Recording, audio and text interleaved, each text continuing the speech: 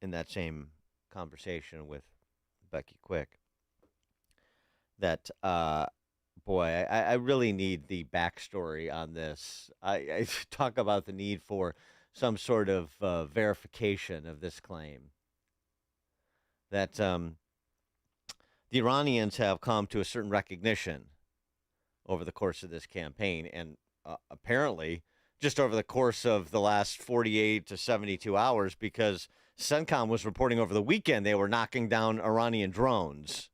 So right up until this settlement was announced, Iran was doing what it could to be disruptive, to be generous about it. But Vance says the Iranians in charge in Tehran, and he mentioned some names too that we've been kicking around that actually are included, like Galabath, the House Speaker, former mayor of Tehran, um, Rachi, the foreign minister. These are the people that are going to ostensibly be present in Switzerland for formalizing this agreement. But that the process again has transformed the Iranians. Well, one of the interesting things about what's happened just over the last few months is that our relationship with Iran has fundamentally transformed. You hear the president talk about the fact that we're dealing with a totally different group of people. That's absolutely true. If you go back to the Obama administration, we never had the direct line. Really, over the past 47 years, we've never had this level of direct connection where the people at the highest levels of the United States government are talking to the people at the highest levels of the Iranian government. We expect the negotiating team from the Iranian side is going to be the Speaker of the House, Ghalibaf, and also the Foreign Minister, Arachi, along with a number of security officials and people who represent the different constituencies within their country. But we actually see, this is a very interesting thing about these negotiations, is you see people, both the hardliners but also the more political people, saying our relationship with the United States over the past 47 years has been a mistake. Let's turn over a new leaf. We're, of course, going to verify that they actually mean it, but if they're willing to turn over a new leaf, the President of the United States has said we want them to be a successful country, and that's what we're aiming to negotiate towards. The Iranians said the last 47 years has been a mistake, and we want to turn over a new leaf. What is this, a Rocky movie? If you can change, I can change, we can all change. I mean, are you serious? I understand accentuating the positive and being hopeful, but does anyone believe, is there any reason to believe that the people who are firing drones at our military 5 minutes ago have all of a sudden had this collective epiphany where they want to be regular pals with the United States? I mean, wow. We'll talk about this at the bottom of the next hour with Michael Rubin, but that is strains the bounds of credulity doesn't begin to describe how Pollyannish that statement comes across to me. Turn over a new leaf. Okay. Meanwhile, Axios is reporting that CIA Director John Ratcliffe told Trump and other senior officials that intelligence gathered by U.S. intel agencies raised serious doubts about Iran's willingness to make the nuclear concessions the U.S.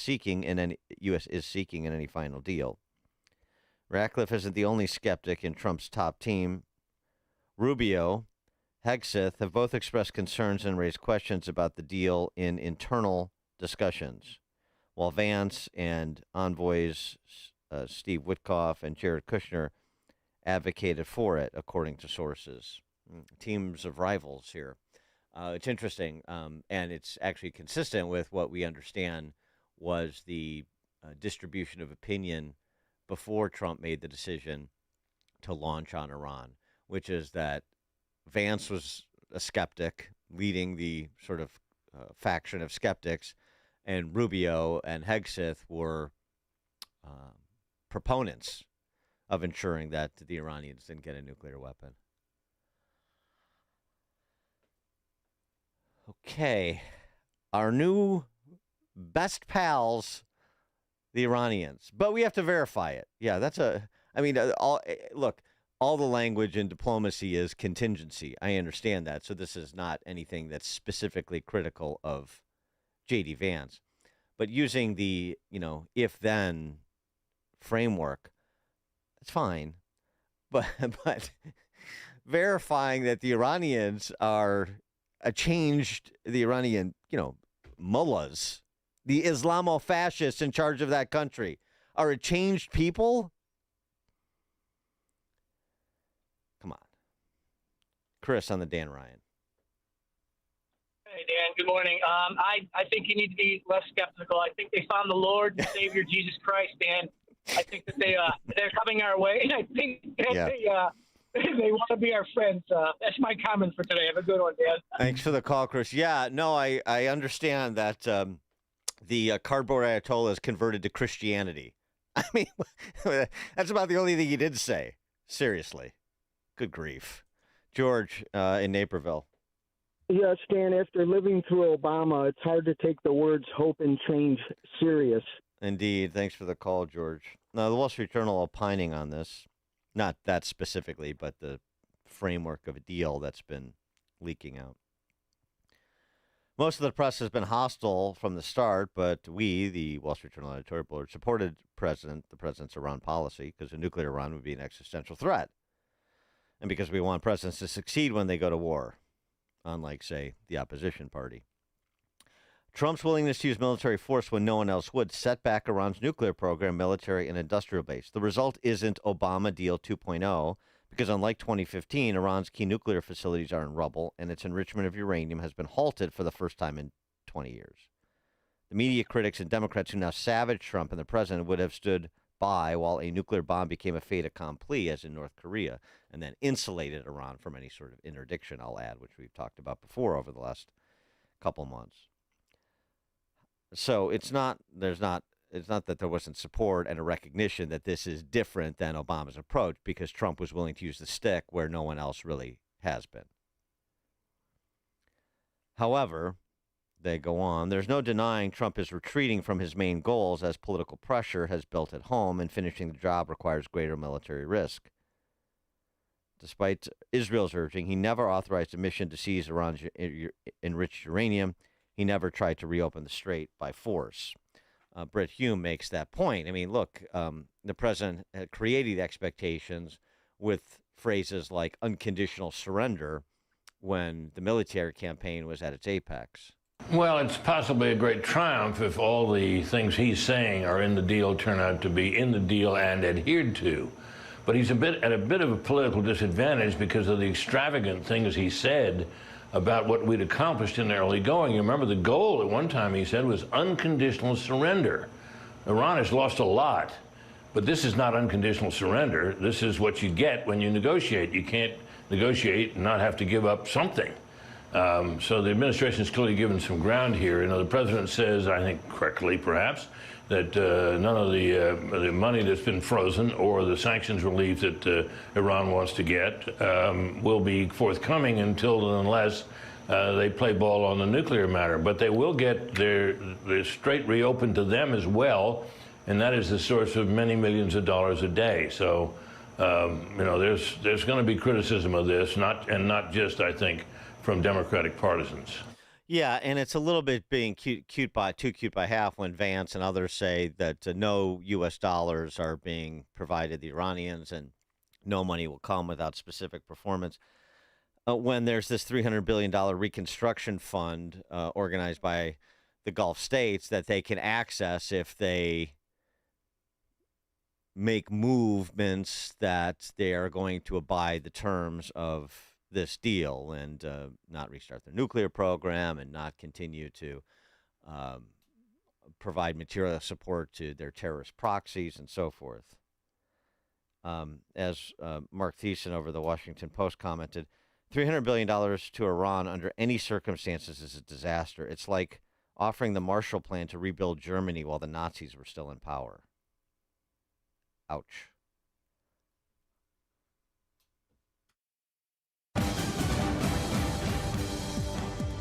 At 5:31, a clear start to the day, but there could be some afternoon thunderstorms. I'm Mike Scott in the QC Kinetics newsroom. President Trump speaking out on a new deal with Iran. The president announcing a deal as he met with world leaders at the G7 summit in France. Back home, Republicans on Capitol Hill say they need more information. Majority Senate Republicans were joined by Democrats in Washington saying there are many unanswered questions. Iran has more control over the Strait of Hormuz today than before the war began. Gasoline prices are still dramatically higher than before the war and will remain so for a long time. Minority Leader Chuck Schumer, meantime, France and England today say they'll step up patrols in the Strait of Hormuz. Speaking as he hosts G7 leaders for a summit, French President Emmanuel Macron promised the group would do everything to ensure the Strait of Hormuz reopens. France, the UK, Italy and the Netherlands have offered to deploy forces now that the US and Iran have agreed to stop fighting. President Macron says the mission could start within 2 to 3 days of the peace deal being signed. 8 people are dead after a B-52 bomber crashed at Edwards Air Force Base in California. Deputy Commander for the 412th Test Wing, Colonel James Hayes, says this was a mixed crew of military, government civilians, and government contractors. Edwards Air Force Base experienced a horrible tragedy, and we lost 8 great Americans. The base said it happened shortly after the aircraft took off during a routine test mission on Monday morning. The crash is under investigation. Edwards Air Force Base is located about 100 miles northeast of Los Angeles. I'm Mark Mayfield. Primaries are being held today in Georgia, Alabama, Oklahoma, and Washington, D.C. A suspect in a deadly shooting seriously hurt after an officer-involved shooting on Chicago's north side. He obviously took off running. We took off running behind the alleyway here, behind the first alleyway here off of Clark and Argyle, and ducked behind a vehicle, and then we heard several gunshots. Police say that suspect who ran, shot, and killed a man during an altercation last night in the 4800 block of North Clark. Also overnight, a 27-year-old man riding a bike in Grant Park was killed in a shooting. That shooting took place about 12:15 a.m. in the 300 block of East Jackson Drive. A proposal to sell Chicago's parking meters to a new company has stalled, put on hold by City Council Finance Committee Chair Pat Dowell. I have heard from a number of colleagues, both on the committee and not on the committee, that they need more time to review all of the information that was sent to everybody. In a letter sent to the mayor, 22 city council members demanded more information before moving forward with the proposed transfer of the city's remaining parking meter lease. 2 former Wheaton College football players drowned on Lake Michigan over the weekend, when the school's athletic department confirming yesterday that the accident happened in Port Shelton Township, Michigan, near Holland. Jalen Schaefer played 4 seasons at Wheaton in 5 years. He was in the school's class of 2022. Philip Lochurko played 3 seasons over 4 years and was in the class of 2023. Lochurko was also a coach at Wheaton Academy. Bulls are choosing their next head coach, reaching a deal to hire Portland Trailblazers interim coach Tiago Splitter. Cubs 5-4 winners over the Rockies. PCA hit for the cycle. First-place White Sox battle the Yankees in the Bronx. The news, a service of AutoZone. Get in the zone. It's time to say good night to that check engine light with the free AutoZone Fix Finder service. It'll help troubleshoot the likely cause of your light free. Restrictions apply. Get in the zone. AutoZone. Chicago's Morning Answer continues next, but up next, a check of your AccuWeather forecast in our Air Right Heating and Cooling Weather Center. Alex Marlow sees no support from the fake news. And I think what the president is doing is essentially managing expectations towards a defeat. So that's what she's saying, is that we are being defeated by Iran, even though we wiped out all their leadership, we wiped out all their aerial defenses, we wiped out so much of their Navy. This is the whole thing, that why the fake news is the enemy of the people. The Alex Marlow Show, afternoons at 3, right before Sean Thompson at 4 on AM 560. The Answer. As a local business owner, you get called every week by marketing companies. We get it. We have hundreds of satisfied customers. Here's what a satisfied client recently said. Open enrollment is going great. We're hitting record numbers. Thank you so much for this report. It really is amazing to see how the marketing is really shaping our enrollment around the city. Salem Surround. Is your business hard to find online? Meet with a digital marketer today for ideas that will make your business stand out. Visit salemsurround.com. Each morning, the newsmakers and the newsbreakers shaping today's conversation are heard on the AlphaWealthGroup.com answer line on Chicago's Morning Answer. When you need answers about what's happening in your world, you turn to AM 560 The Answer. And when you need answers about how to prepare for and protect your retirement, you turn to the Alpha Wealth Group, now the proud sponsor of the AM 560 answer line, right here on Chicago's source for news, opinion, and insight. AM 560 The Answer. Man, I love this place. I've been surfing here since I was a kid. Now, seeing my grandson out on the water, it means everything to me. Watching him and taking in the blue waves, the sea breeze, the blurry horizon. If you have geographic atrophy, or GA, subtle changes in vision could mean it's progressing toward irreversible vision loss. Izervay is proven to slow GA progression and could help preserve your vision for longer, so you may keep seeing the world around you. Izervay, or avacincaptad pegol, is an eye injection. Don't take it if you have an infection or active swelling in or around your eye. Izervay can cause eye infection, retinal detachment, or increased risk of wet AMD. Izervay may cause blood in the white of the eye, blurred vision, or a temporary increase in eye pressure. Do not drive or use machinery until vision has recovered after an eye injection or exam. Ask your retina specialist how you can slow your GA with Izervay. To learn more, call 1-855-IZERVAY or go to izervay.com. Paid for by Astellas Pharma. Giving your liver a spring cleaning is easy with Active Liver from New Nordic. Search for Active Liver by New Nordic on Amazon, CVS, Wegmans, or GNC. Now, your official weather forecast. Today will be mostly cloudy and breezy with a few showers and a thunderstorm possible, which could bring hail and damaging winds. The high temperature will reach 74. Tonight, expect partly cloudy skies with a low of 56. I'm meteorologist Jason Caterina on AM 560, The Answer. Get the latest weather, traffic, and news updates online at 560theanswer.com. This hourly segment is brought to you by Forever Remodeling, stress-free and high-quality remodeling. View their stunning transformations online at the number 4everremodeling.com. If you're looking for the latest news, insight into what it means, and the sharpest opinion, there's only one station in Chicago where you can turn, and it's this one. We're AM 560, The Answer.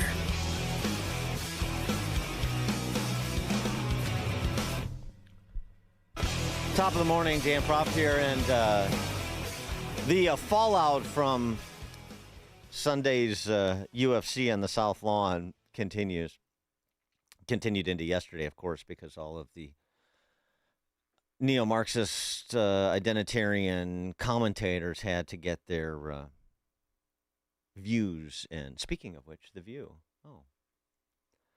That's that show of those ignorant, man-hating shrews. A little roundtable program. Vance is supposed to appear on that show this week. Was it tomorrow? That should be interesting. Anyway, actually probably will be particularly uninteresting. It usually is when people are not starting from the same premises. Those conversations are usually terribly banal when it's just sort of a you recite your talking points and I recite mine, and never the two shall meet or have an actual dialogue, conversation, debate on the merits. Sunny Hostin, she is not happy about the country. Doesn't like it. It's been tough on her.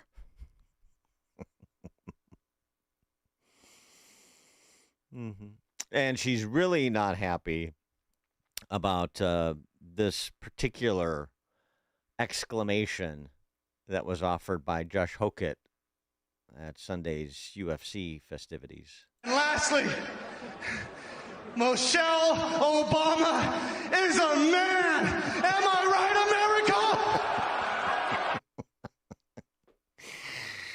America? Come on, where's Austin Powers when you need him? Sunny Hostin saying, you know what that sounded like? What does everything sound like to her? the derogatory slur made about the former First Lady Michelle Obama, because I think it's important to address. And we won't dignify what was said by repeating it, but you should look it up. And I think the reason that it's important is because for a long time, and the roots are in slavery, black women have been slurred and made to feel that they were unattractive, made to feel that they were masculine, made to feel that they were, they didn't have the femininity that a white woman would have. And so there's this intersectionality between racism and sexism that was on full display at the White House. The crowd laughed at the statement, and the President of the United States smirked, and never addressed what was said. That is beneath the dignity of the office of the President of the United States, and it's beneath the dignity of the American people. Hey, lighten up, Francis. I mean, really. What is he supposed to say? Look, I'm here to announce that Michelle Obama is not, in fact, a man. I mean, do you think does that help? Does it help that there's a debate going on whether she is or she isn't? I mean, it's just, oh gosh. And the whole, you have to take this fun at Michelle Obama's expense and extrapolate it over to the entirety of black womanhood, and then raise the specter of slavery. Of course, this is sort of the paint by numbers of the identitarian. No, there are many, many, many black women who are beautiful. Michelle Obama isn't one of them. And, it's an eye of the beholder, Sonny. My former broadcast partner, Amy J., used to say how stunning and gorgeous Michelle Obama was all the time. That is not my perspective. I don't share it. Sorry. I mean, so put upon. But there was this alternative programming you mentioned sort of in passing yesterday, but I want you to really get the full complement of it, because it was something to behold, and it was celebrity studded, of course, because, it's the left. This Rise Up and Sing Out. Whew. And these 60s refugees that populated the audience, they were singing out.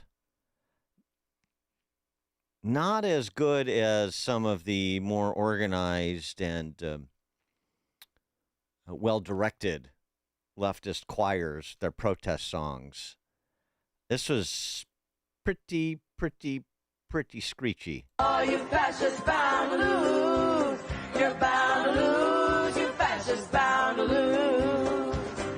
Hey there, all you fascists. Let me put you straight. When you come for the rest of us, we'll fight you at the gate and you will lose. You fascists bound to lose. It's like Bad Prairie Home Companion parody. I mean, I said yesterday, it felt like a Christopher Guest spoof bit, but it wasn't. And the quality of the musical stylings devolved from there. No one is getting left behind this time. No one is getting left behind. Not this time.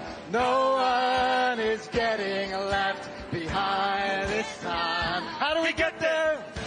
Together or never get there at all.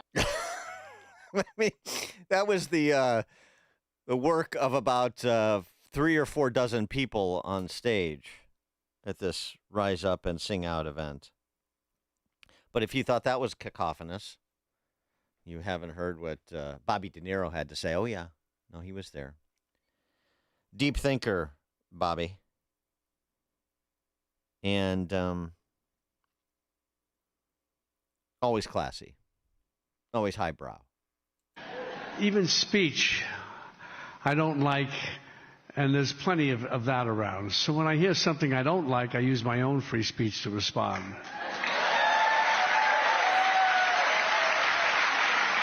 Let me give you an example. When I hear Trump say, as he did a few days ago, I don't think about Americans' financial situation. Not even a little bit. I say, shut the f*** up.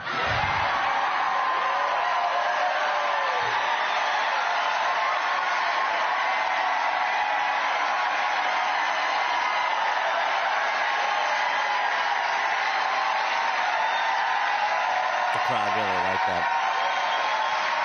Taking a page out of Juliana Stratton's book. On Wednesday, Trump said, "I love the inflation." Now say it with me. Shut the up. Trump said he won the 2020 election. Ready? Shut the up. Try this at home. Your young kids will especially enjoy it. The octogenarian Bobby De Niro has a young kid at home, doesn't he? Somebody's home. Yeah, the rapier wit of Bobby De Niro. It's an interesting contrast. So I appreciate the alternative programming, the Rise Up, Sing Out. Interesting contrast between the vulgarity and the lowbrow and the disgust at the country on their side as compared to the celebration, the profiling, not just of pugilists, but of Medal of Honor recipients and first responders, and a actually pretty classy, put together program. And, that's not me saying it. That's Stephen Smith and Jay Williams saying it. It was a great event that was put forth by the UFC at the White House in concert with the White House or whatever. It did a hell of a job. I thoroughly enjoyed it. I was there, 4,000-seat arena. I got to be honest, coming off the NBA Finals, where I was at multiple NBA Finals, better event than NBA Finals. Wow. Just it was a better event than NBA Finals. But the White House literally being right there, incredible. Incredible. Better event than NBA Finals. Jay Williams better watch out. ESPN could be coming for him. Those kinds of reckless comments, better than the NBA Finals. Yeah, it was entertaining to watch. With all due apologies to Jalen Brunson, NBA is unwatchable. Not as unwatchable as the World Cup, but I digress. We'll get to that later. Oh, that wasn't all from Bobby De Niro. To my point about hating on the country, while you saw a celebration of America with respect to the other programming this weekend, the programming at the White House. Bobby De Niro can't love this country. You can't love this country right now. And he's got all the reasons why you can't. We all love our country stuck in my throat. Because our country isn't so lovable right now. I hate to say it, but loving our country is starting to sound like an abused spouse saying they love their abuser.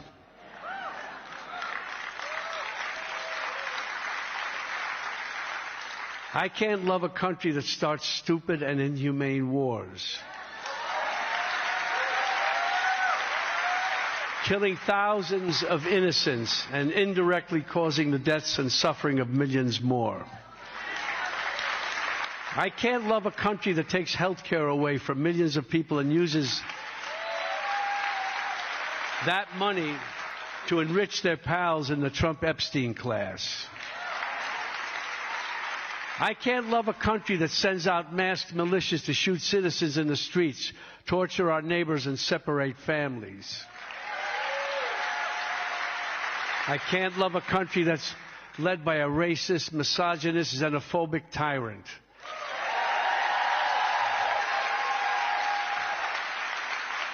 And let me just say it. I can't love the country that's led by Donald Trump. Yeah. I mean, it's sad. The left sees everything about America through the prism of government and politicians.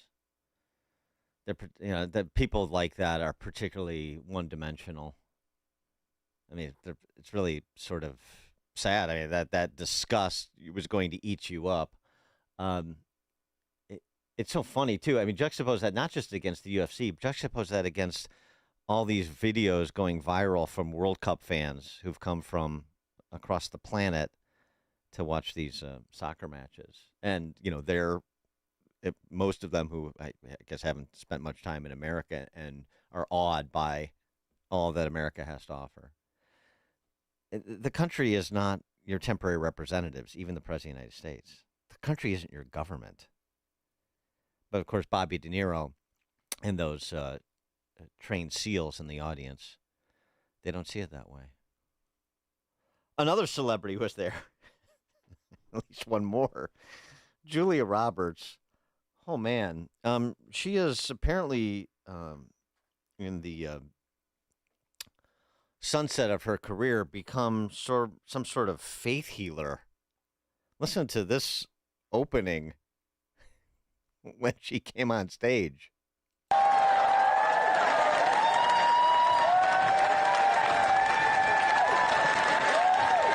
Hi.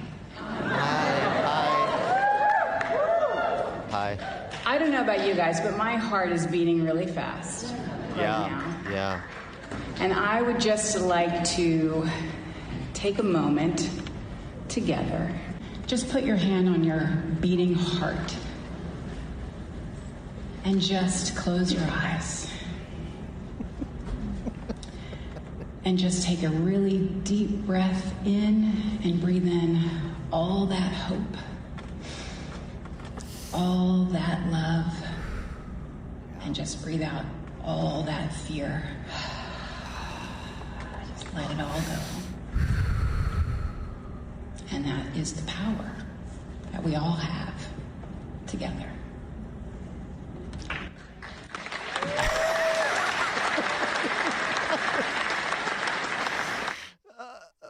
Okay. Sure. Jim in Crown Point, breathe out that fear, Jim. You know, these people remind me of my grandmother quite a bit. She developed Alzheimer's before she died, and every time they open their mouth, they remind me of her. Also, remember the Chia Pet? Yes, I remember the Chia Pet, of course. Chia. Well, they did an Obama Chia Pet, and they pulled it from all the Walgreens. So I here they're remember allowed to unload on Trump, but a little Chia Pet, thin skins is all I can say. And I hate all these entertainers. They've killed their careers. Half the country hates them. And they don't realize it. They're so delusional. Thanks for the call, Jim. Well, I don't hate them. I'm sort of, entertained by them, but not in a positive way. I'm not entertained because they're putting on particularly good performances.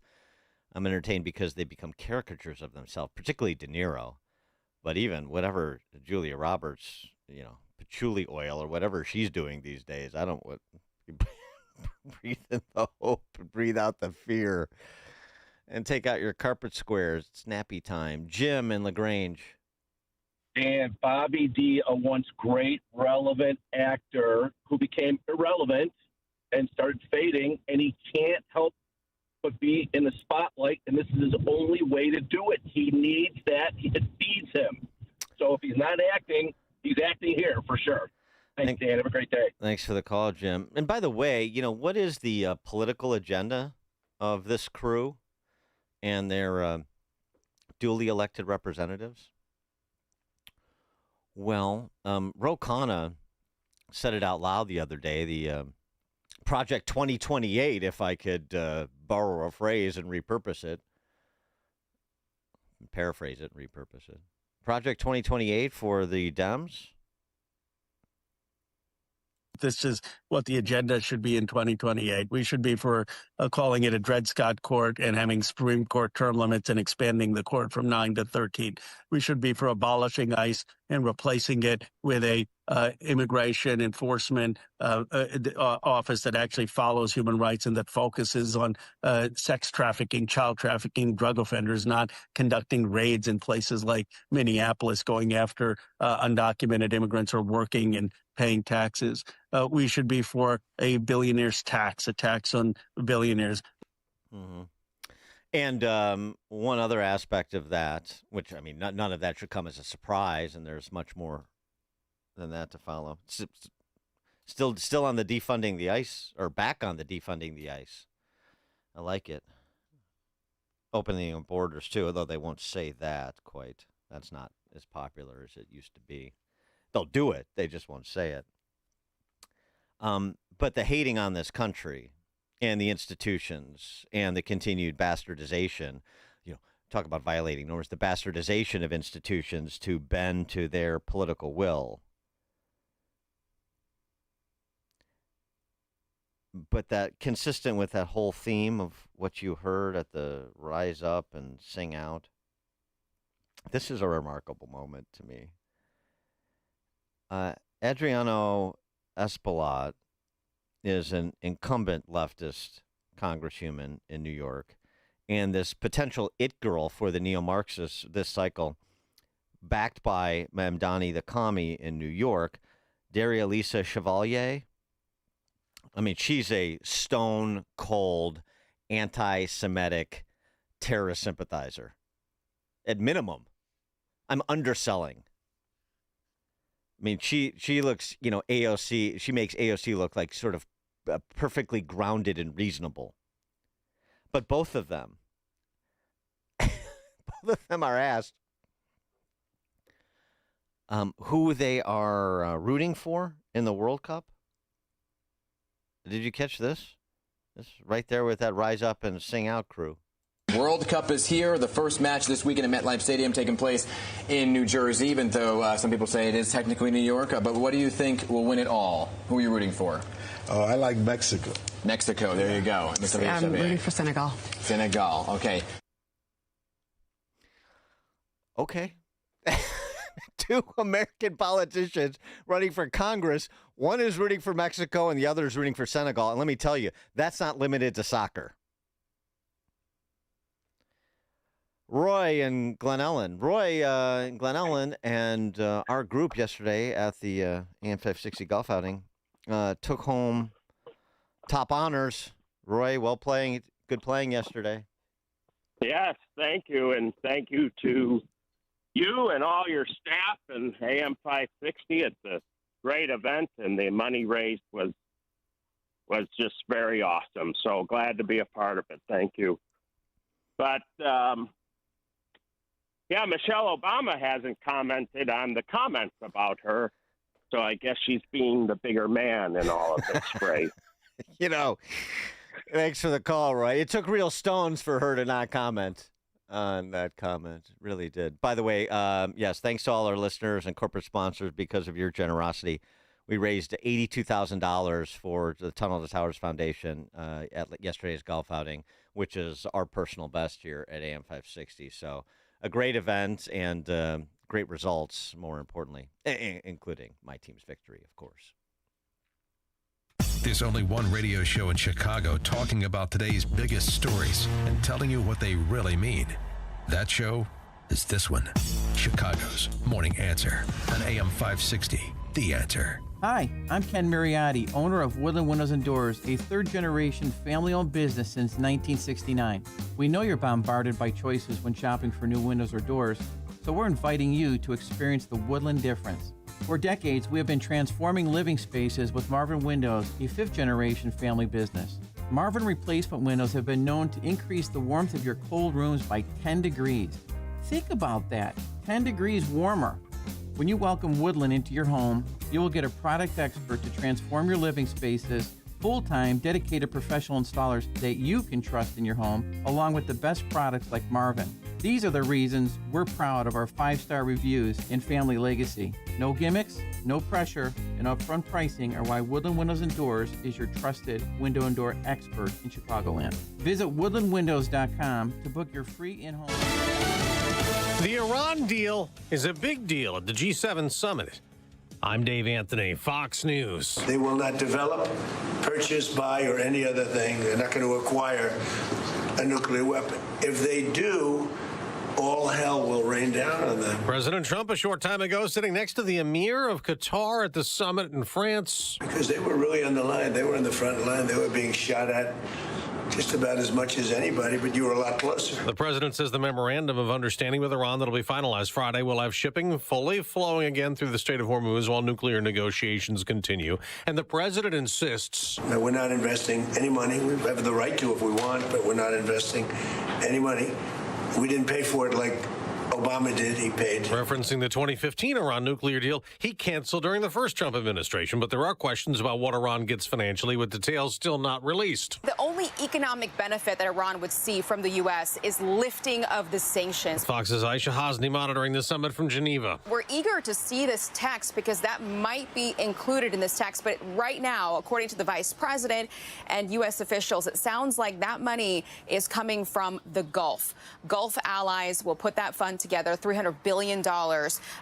We don't know if it's up front over the course of time. Russia's war in Ukraine, also a big topic at the G7 summit. The Air Force will try to figure out why a B-52 bomber went down in a fiery crash right after takeoff in California, killing all 8 people on board. There are primaries or runoffs in 3 states today, Alabama and Oklahoma and Georgia, where the polls are just opening. Same in Washington, D.C., where they're voting for mayor. Former council member Kenya McDuffie, council member and Democratic Socialist Janice Lewis George. They're the front runners in the Democratic primary, which all but assures them a general election win in this heavily Democratic city. One of the major issues splitting the two, addressing teen takeovers. That's Fox's Rich Edson. America's listening to Fox News. WIND, Chicago. 62 degrees. Sunshine right now at 6:02 on AM 560. The Answer. I'm Mike Scott in the QC Kinetics newsroom. A suspect in a deadly shooting is seriously hurt after an officer-involved shooting on Chicago's north side. He obviously took off running. We took off running behind the alleyway here, behind the first alleyway here off of Clark and Argyle, and ducked behind a vehicle, and then we heard several gunshots. Police say that suspect shot and killed a man during an altercation last night in the 4800 block of North Clark. A 27-year-old man riding a bike in Grant Park was killed early this morning. Chicago police say it happened around 12:15 a.m. in the 300 block of East Jackson. Cook County prosecutors are dropping charges against 2 men accused of starting a fire that led to the death of a Chicago firefighter in 2023. The cases against Anthony Moore and Nicholas Virgil were dismissed last week, just days before a jury trial was set to begin.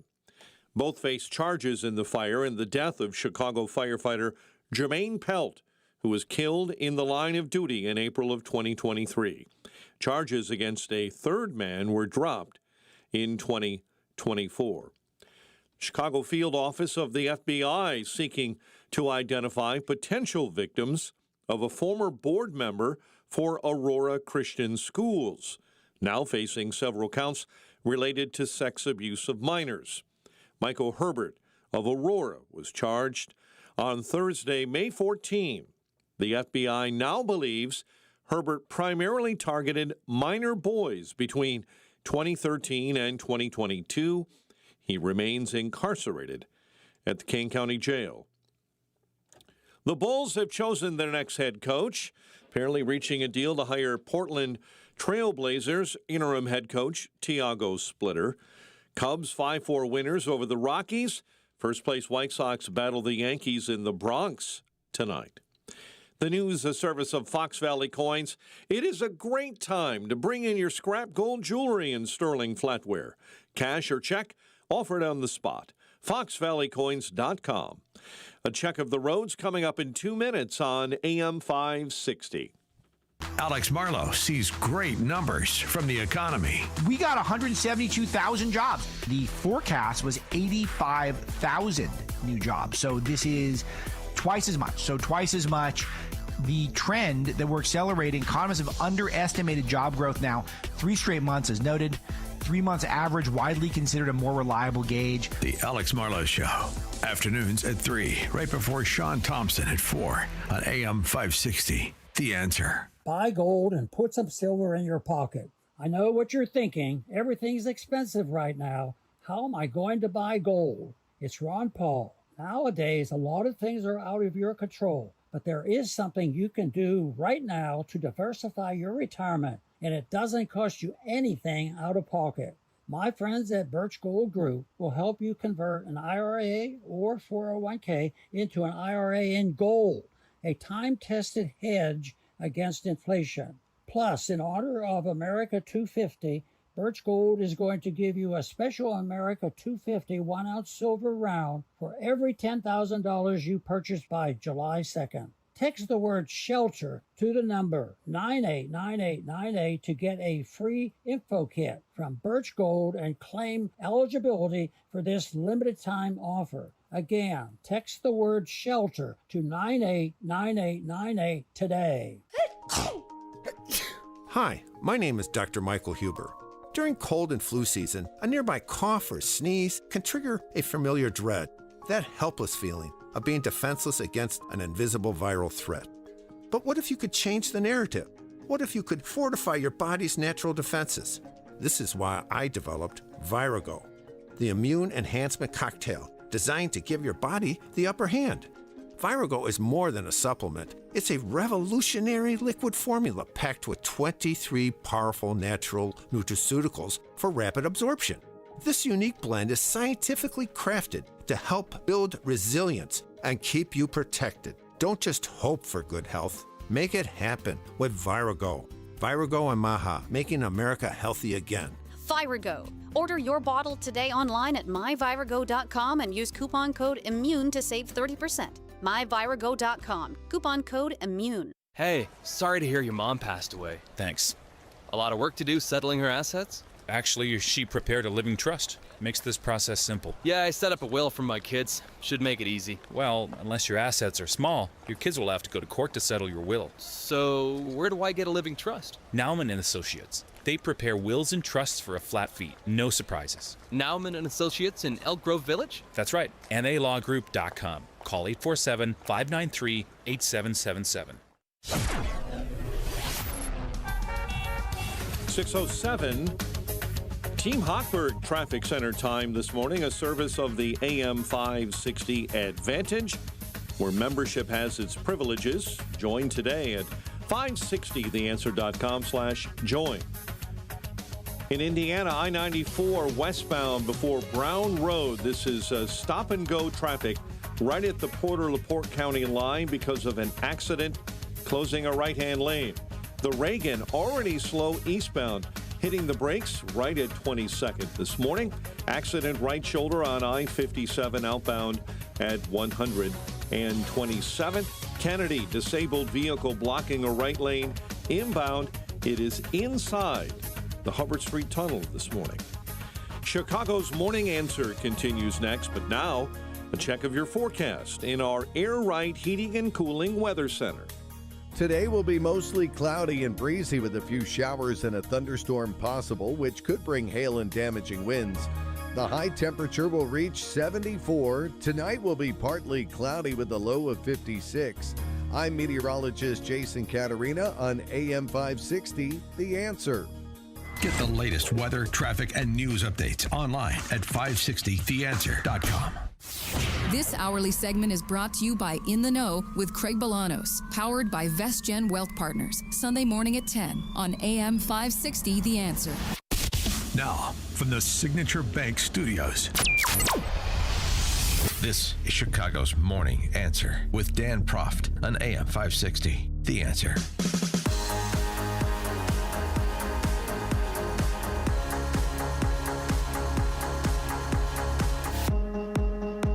Top of the morning, Dan Proft here. Runoff elections today. That New York congressional primary that I was mentioning, the competition next week between the guy who wants Mexico to win the World Cup versus the chick who wants Senegal. I want to pick up on what Ro Khanna mentioned in terms of the 2028 agenda, Project 2028 for the Neo-Marxist Party.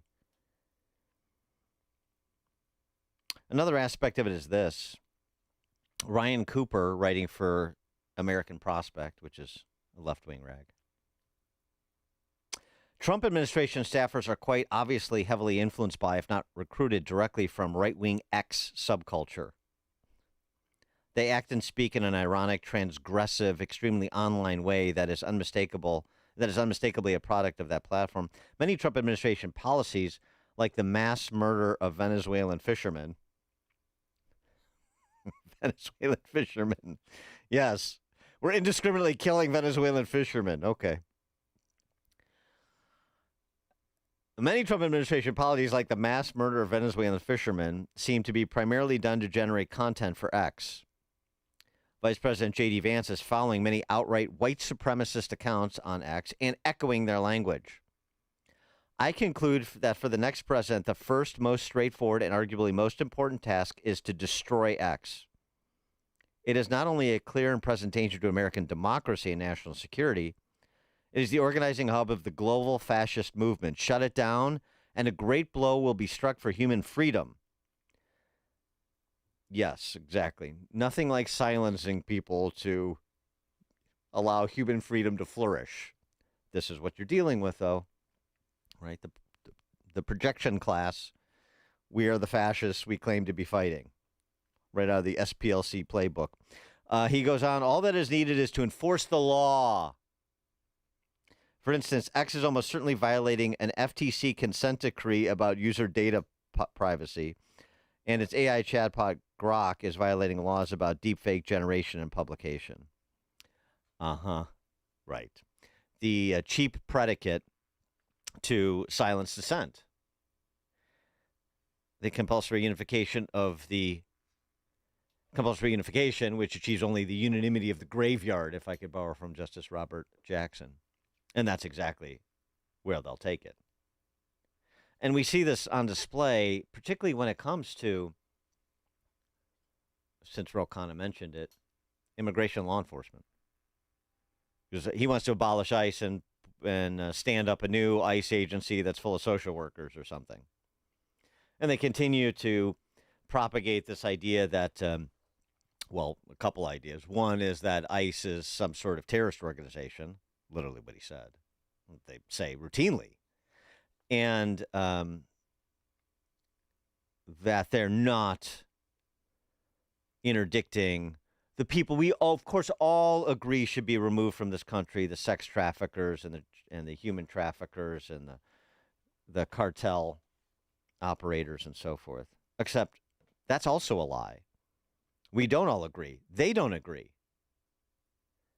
If they agreed with that, they wouldn't open the borders like they did the last 4 years and allow for, the parade of horribles to march through the country, which is exactly what they did. They say that because it sounds like this is the middle ground. Of course we want this, but we can't have that, when they want none of it. And they're also mischaracterizing what's happening. This is a running debate. I think it's not particularly germane, but all of this arguing about what percentage of the people that ICE has detained, arrested, enforcement and removal options, arrested, detained, moved to deportation, are public safety threats. The D.C. press corps says it's 3%. ICE says it's 70%. You know what? This percentage, that percentage, the roundup as of June 7th for not a exhaustive list, but just some of the enforcement and removal operations, what they've produced, for 2 weeks. So from late May through June 7th. Caldwell County, Missouri, illegal alien accused of raping a minor. Allen County, Indiana, 2 illegal aliens accused of rape wanted after release. Mecklenburg County, North Carolina, 3 men on detainers arrested for shooting death. Lee County, Florida, man on detainer arrested for extortion and sexual assault. Essex County, Massachusetts, illegal alien accused of wrong-way DUI and injuring trooper. Johnson County, Indiana, illegal alien wanted for gang-related shooting death. Utah County, Utah, man on detainer arrested for rape of a child. Davies County, Kentucky, man on detainer arrested for rape and sexual abuse. Prince William County, Virginia, illegal alien arrested for raping a minor. Stanislaus County, California, illegal alien arrested for triple murder. Cole County, Missouri, illegal alien accused of stealing deputy girlfriend's gun. Okay, we'll dig into that case. Essex County, New Jersey, man on detainer arrested for sexual assault. Chesterfield, Virginia, woman on detainer arrested for sexual assault. Hillsborough County, Florida, man on detainer arrested for sex with a minor.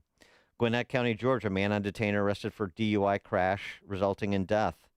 Lewis County, Washington, illegal alien drug trafficker plotted to kill cop.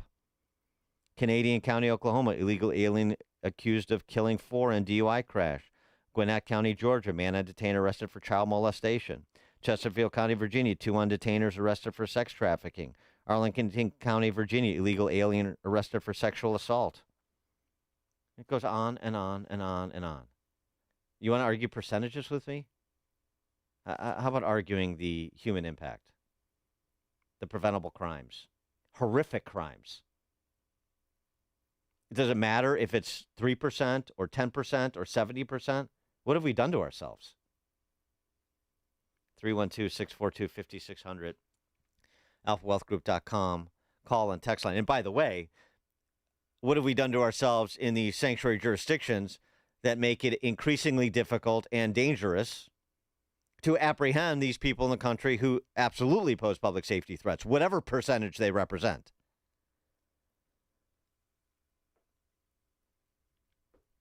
New Jersey, ICE officer. I know this never happens. And I know we're supposed to celebrate the life and times of Renee Good. That was on display at that Rise Up and Sing Out deal. This is Julia Roberts there talking about Renee Good. She was there to honor Renee Good's life's work. What was that? Is not a symbol. She is an American woman, a queer woman who is doing the very best she could do to be good in an unjust world. Yeah. And I am honored to celebrate her life and her legacy tonight, because the life she gave is our responsibility to carry. And what legacy is that? Not obeying commands of law enforcement officers? I mean, I'm sorry that she got killed, but I mean, please, the life and legacy of Renee Good? So this happened in New Jersey, a sanctuary state. And this is Fox News reporting. And listen to New Jersey's reaction to the attempted mowing down of an ICE officer. So right now, the feds are working to track down the driver who hit an ICE agent with his van and took off. We want to show you the scene. It happened around 9:30 this morning, so it was pretty active then in South Jersey. ICE telling Fox the agents were conducting a targeted traffic stop. So they say they knew exactly who they were looking for, had been following this person, trying to track down that target during the investigation. But the driver wouldn't stop, wouldn't pull over. And authorities say he just sped off and hit one ICE agent with the van. That agent opened fire. And according to local police, at least one of those bullets hit the back of the van. Incident occurred at 9:28 at 1400 Route 72. Back window was shot at by the officer. Blasting heading eastbound Route 72. So the ICE agent who was hit by that car is expected to be okay. No major injuries were reported, but we're waiting to get another update. The local police in Stafford Township, New Jersey, say they were not involved in the operation. Their statement, John, almost wanted to make that so clear to people. Say, hey, we're not working with ICE here. The department following New Jersey's strict anti-ICE law. Yeah, right. The newly minted governor, Mikey Sherrill. Hey, make sure you don't work with ICE. That's the lead here. Not the job that ICE officers have, because you, in places like New Jersey or Illinois, because you can't get cooperation from the political representatives to allow law enforcement agencies to work together. That's what we want to make sure you know. That we're not working with ICE, because we're not here to serve the rule of law or your public safety interests. We're here to serve our narrow group of, well, actually, in some states like Illinois and New Jersey, the majority of our constituents, unfortunately, it would appear. Well, actually, that's not even true. It's not the majority, because the polling indicates quite the opposite. But unfortunately, the majority of the constituents don't put this front and center and connect dots between these sorts of policies and the disintegration of public safety in these cities and states. I guess that's a more accurate way to describe it. And what's the response? What's the response to the attempted beheading in Belfast? This attack on an ICE officer trying to apprehend as somebody on their enforcement and removal list? Well, I'm sure it probably has a past, and this all could have probably been handled safely, much more safely for all parties involved if there was cooperation and you could do these things in the security of a county jail. But no, we have to take it to the streets, because that's what sanctuary city Pauls want, and state sanctuary city and state policy. And the response when this ugliness bubbles to the surface, particularly if there's video evidence of it, well, that's what you got from that op-ed writer for the American Prospect. Shut it down. Shut them up.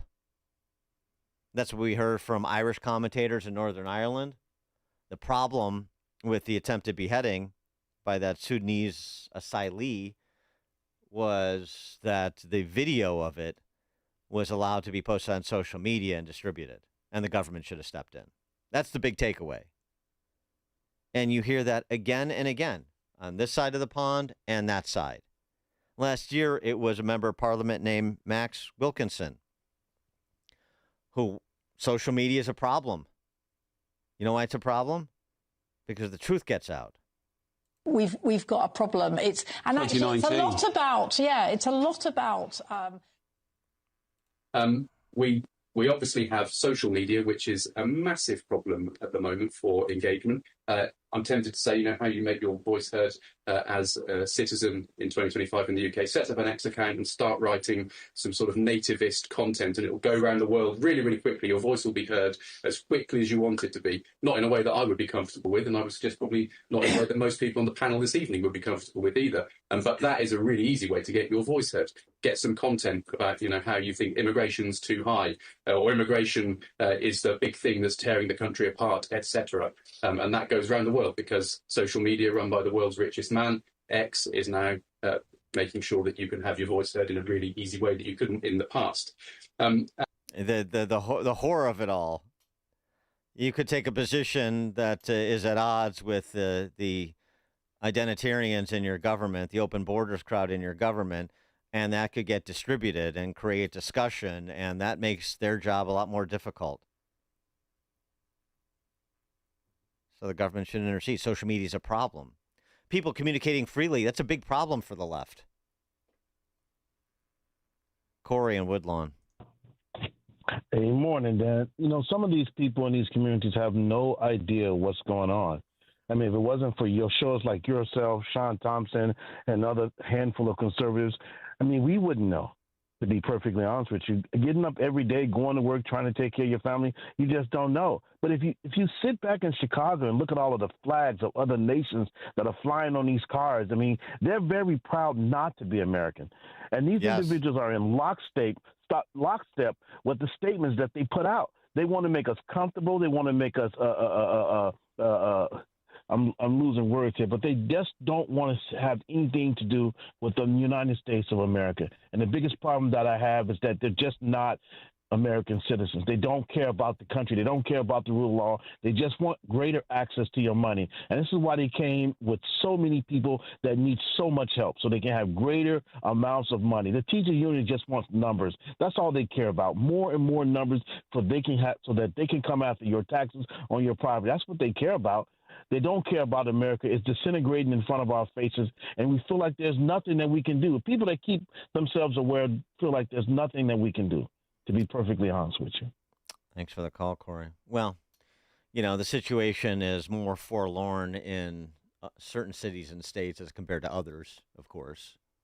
But, yeah, I understand the feeling of fatalism in places like Chicago and Illinois. Wish I had a turnkey answer for you, but I don't. I'll tell you what, though, this was an interesting commentary. The ABC affiliate in Minneapolis, which is another one of those forlorn places if you're a commonsensical person, law-abiding person, somebody who plays by the rules like Corey was just talking about, does everything you're supposed to do to be a good citizen and a contributor to a free society. The ABC affiliate up there interviewed this Somali professor who, if I'm remembering correctly, emigrated to the United States like in the late 80s. He had an interesting perspective. The first part of the piece you may find a bit distressing, but it's really instructive. But just wait for it, let it breathe, because he comes around to say something important. Well, all of what he said is actually important, but say something which I'm sure there will be general agreement. Take a listen. I think it's a genuine question that some of our viewers have, but maybe some are afraid to ask because they don't want to be perceived as being racist or biased. Oh, I think they should ask. I think they should ask. For Dr. Ahmed Samatar, the numbers are undeniable, from food to housing to autism. Asha, anything you want to say to taxpayers? 5 Investigates reviewed federal fraud charges against more than 100 people in Minnesota. 92 of those names, nearly 87%, Somali. Why are we seeing all these Somali Americans swept up in this? Well, there is, I think, as an academic, we have studied this society for a long time. And if there is time, I think there is a way to explain that. Samatar says you have to look more than 8,000 miles away and more than 30 years ago, after civil war and the collapse of the Somali state.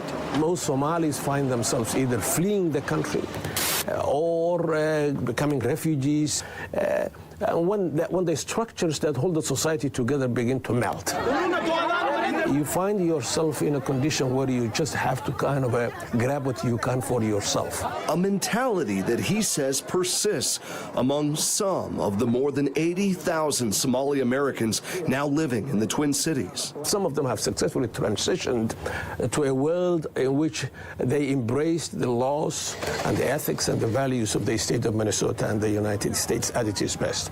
But there are many who are still floundering. People really retreat to kind of a self-survival in many ways. Legal things and following procedures and waiting your turn, and these things disappear. Transitioning, making the transition from a war-torn developing nation to this one is more difficult for some than others. I'm sure that's true.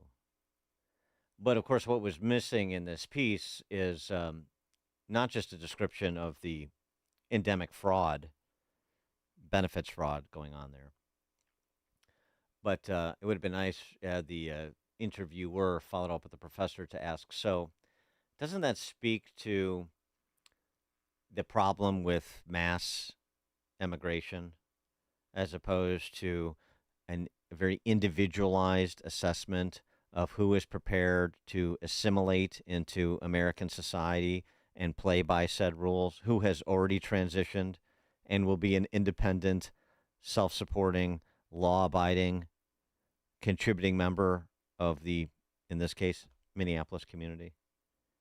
I would like to get the professor to answer this because I think he would agree based on what else he had to say. This state, I think, deserves apology from Somalis who have been treated so well. For this Macalester College professor, it's personal. The state of Minnesota and its people, big victims. After working for the BBC in London, Ahmed Samatar moved to the United States in 1974. Was there anything about Minnesota that surprised you when you came here? The cold. When we followed up with him at his home this month, he said he now feels something else. A sense of shame that something like this would be done by Somalis in such large numbers. You feel that too? Yes. Oh, very, very strongly too, because when you come to a new community like the state of Minnesota, and you are treated so gently and so kindly and so generously, you don't want to abuse that, but the name captures everybody, the identity of being a Somali American in Minnesota, and we feel ashamed. Many of us feel ashamed of this. Unfortunately, your political representation does not. But, I mean, it highlights there's a individual that you can have a substantive conversation with and forge some sensible policy. Unfortunately, again, the numbers are not with that professor. It wouldn't seem politically in Minneapolis, and not just with the Somalis, with the honkies and everybody else. It's a problem of the left. Problem of the left. It's a problem of poisoned minds. Let's check the headlines from Mike Scott. 62 degrees, sunshine in the QC Kinetics newsroom. A cloudy, breezy afternoon ahead with a chance of a thunderstorm. President Trump speaking out on the new deal with Iran. Trump announcing the deal and explaining to world leaders at the G7 summit in France. Meantime, Republicans on Capitol Hill say they need more information about the agreement announced on Sunday. France and England, meantime, say they'll step up and begin patrols in the Strait of Hormuz.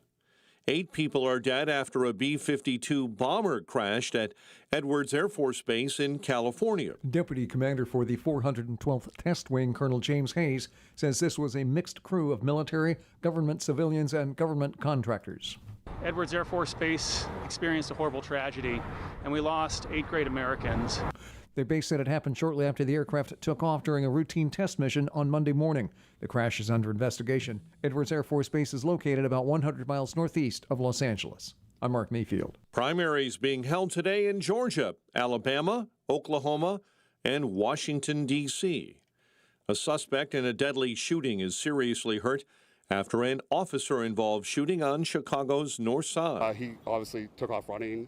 We took off running behind the alleyway here, behind the first alleyway here off of Clark and Argyle, and ducked behind a vehicle, and then we heard several gunshots. Police say the suspect shot and killed a man during an altercation last night in the 4800 block of North Clark. He was located by officers and a chase ensued. He then turned and raised a firearm in the direction of officers who opened fire, hitting him. A proposal to sell Chicago's parking meters to a new company has been put on hold after a proposal landed before a council committee chair, Pat Dowell. I have heard from a number of colleagues, both on the committee and not on the committee, that they need more time to review all of the information that was sent to everybody. The proposal would transfer ownership from the entity that currently holds the rights to the city's infamous 2008 parking meter deal under former Mayor Richard Daley to New York-based Stonepeak. In 2025, you may recall, taxpayers were left on the hook for the $15.5 million payout over former Mayor Lori Lightfoot's attempts to claw back some ownership of the parking for the city. A South Suburban Catholic school is closing this year. The Archdiocese announcing that Queen of Martyrs School in Evergreen Park will not reopen for the 2026-27 school year, officials citing declining enrollment. The Bulls apparently have chosen Tiago Splitter as their new head coach. Cubs winners over the Rockies 5-4, and the first-place White Sox battle the Yankees tonight. The news, a service of Steiner Homes. Building homes is more than a business, it's a calling. Family-owned and dedicated to building custom homes with care, integrity, and craftsmanship you can trust. Visit SteinerHomesLTD.com. Steiner Homes, love where you live. A check of the roads coming up in 2 minutes on AM 560. Larry Elder explains the state of California. In 2025, 2026, between 400,000 and 500,000 people left the state. School scores, California is ranked 41st, even though it ranks 13 in the amount of money it spends. It's got 1/3 of all the homeless people in the nation, 1/3 of all welfare recipients in the nation. And the question is, have Californians finally had enough? The Larry Elder Show, weeknights at 8, right before Sean Hannity at 10 on AM 560. The Answer. Diabetes, high blood pressure, anxiety meds, everyone's on them. If you're a 50-year-old male, maybe a bit porky, and you may even have type 2 diabetes, $1 million of term insurance may only cost you about $200 a month. Call Term Provider. Speak with Big Lou at 800-555-2085. Big Lou will find a term life policy for you even if you have type 2 diabetes, are overweight, or have high blood pressure. Term Provider has helped thousands of people like you who think they can't afford term life insurance. To buy $1 million of affordable term life for you, all you need to do is call Big Lou at 800-555-2085. Lou will make sure the scales are tipped in your favor. Call Call 800-555-2085. Big Lou will answer your call and work to fit you into a term life policy that you can afford. Remember, Big Lou's like you. He's on meds too. Call 800-555-2085 or biglou.com. Each morning, the newsmakers and the newsbreakers shaping today's conversation are heard on the AlphaWealthGroup.com answer line on Chicago's Morning Answer. When you need answers about what's happening in your world, you turn to AM 560 The Answer. And when you need answers about how to prepare for and protect your retirement, you turn to the Alpha Wealth Group, now the proud sponsor of the AM 560 Answer line, right here on Chicago's source for news, opinion, and insight. AM 560 The Answer. Your kitchen's outdated. Your bathroom feels cramped. Every day you wait, prices go up. And you keep living in a space that doesn't work. At Forever Remodeling, one team handles everything. Design, planning, and installation, start to finish. We show you your new space in 3D before we ever break ground. No surprises. With flexible financing options, the home you want is closer than you think. Visit foreverremodeling.com. That's the number 4everremodeling.com to schedule your personalized in-home design consultation. Giving your liver a spring cleaning is easy with Active Liver from New Nordic. Search for Active Liver by New Nordic on Amazon, CVS, Wegmans, or GNC. 6:37 Team Hochberg Traffic Center time, a service of USPS Ground Advantage. We mean business. Business moves fast. When you ship with the USPS Ground Advantage, you can keep up with confidence. Visit USPS.com/Ground Advantage.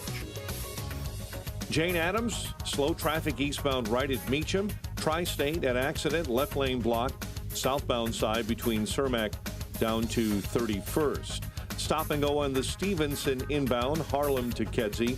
Kennedy, accident right-hand shoulder outbound at Lake Street.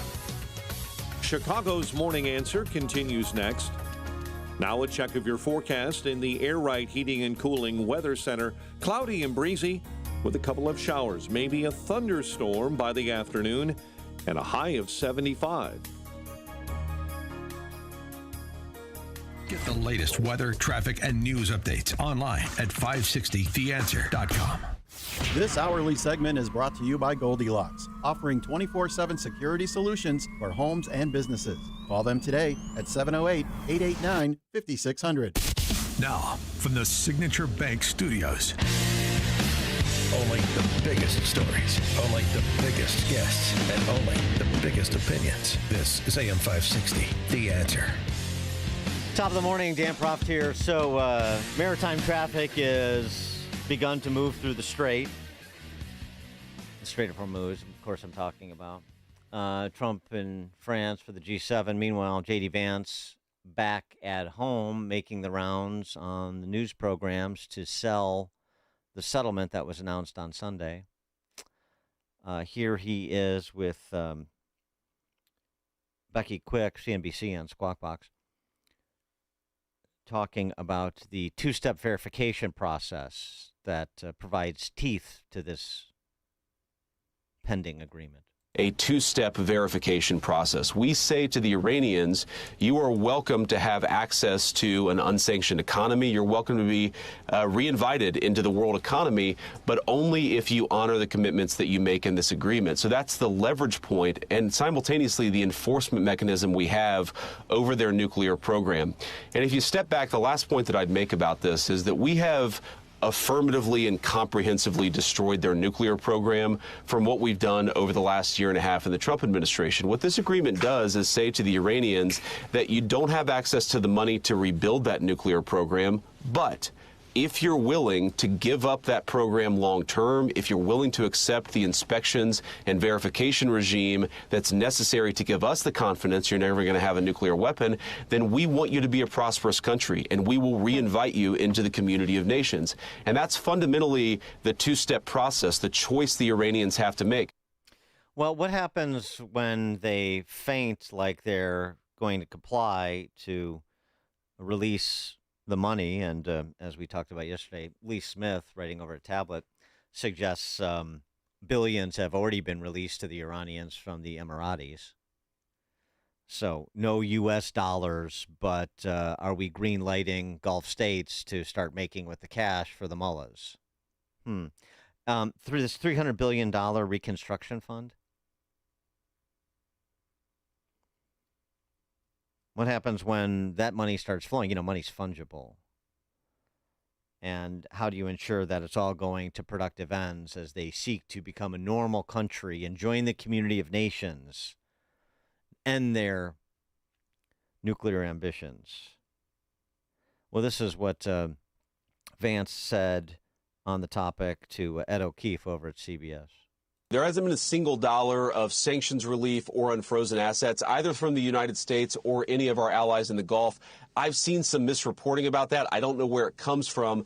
Where I suspect that it comes from, Jake, is what you're going to expect is that certain elements within the Iranian system, certain hardliners in particular, they're going to overemphasize in an effort to sell it to certain domestic populations. They're going to overemphasize what Iran gets from the bargain without ever articulating the things that Iran has to give up in order to get those benefits. To be very clear, this agreement contemplates a very significant sanctions relief package for the Iranian people that transforms how they interact with the world and with the region. But they only get that benefit if they meet their obligations under the agreement. So I would caution everybody to be skeptical of what certain propaganda elements within the regime are saying. The truth is there is a really big opportunity for the Iranians, but they only get the benefit of that opportunity if they do the things they promise they're going to do. If Iran... Well, it's not skepticism or the information just coming from state-run media in Iran. As I mentioned, Lee Smith's piece in Tablet, for example. And he's not the only skeptic. In point of fact, there are skeptics within the Trump administration, as Axios reported, Ratcliffe and Hegseth, suggesting they, per intel they have cobbled together, that there are serious concerns that Iran would comply with any strictures that would limit their pursuit of nuclear weapons. Whatever they say rhetorically or whatever they commit to on paper. But then, just to sort of create more skepticism about how compelling we should find this settlement, J.D. Vance said something that is just very, very difficult to believe.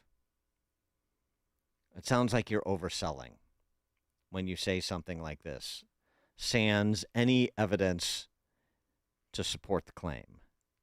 Well, one of the interesting things about what's happened just over the last few months is that our relationship with Iran has fundamentally transformed. You hear the president talk about the fact that we're dealing with a totally different group of people. That's absolutely true. If you go back to the Obama administration, we never had the direct line. Really, over the past 47 years, we've never had this level of direct connection where the people at the highest levels of the United States government are talking to the people at the highest levels of the Iranian government. We expect the negotiating team from the Iranian side is going to be the Speaker of the House, Ghalibaf, and also the Foreign Minister, Arachi, along with a number of security officials and people who represent the different constituencies within their country. But we actually see, this is a very interesting thing about these negotiations, is you see people, both the hardliners but also the more political people, saying our relationship with the United States over the past 47 years has been a mistake. Let's turn over a new leaf. We're, of course, going to verify that they actually mean it, but if they're willing to turn over a new leaf, the President of the United States has said we want them to be a successful country, and that's what we're aiming to negotiate towards. The IRGC and company, the cardboard Ayatollah, he's converting to Christianity, and they're turning over a new leaf, and they just want to be best pals with the Americans. They realize the folly of their ways, these last 5 decades. Really?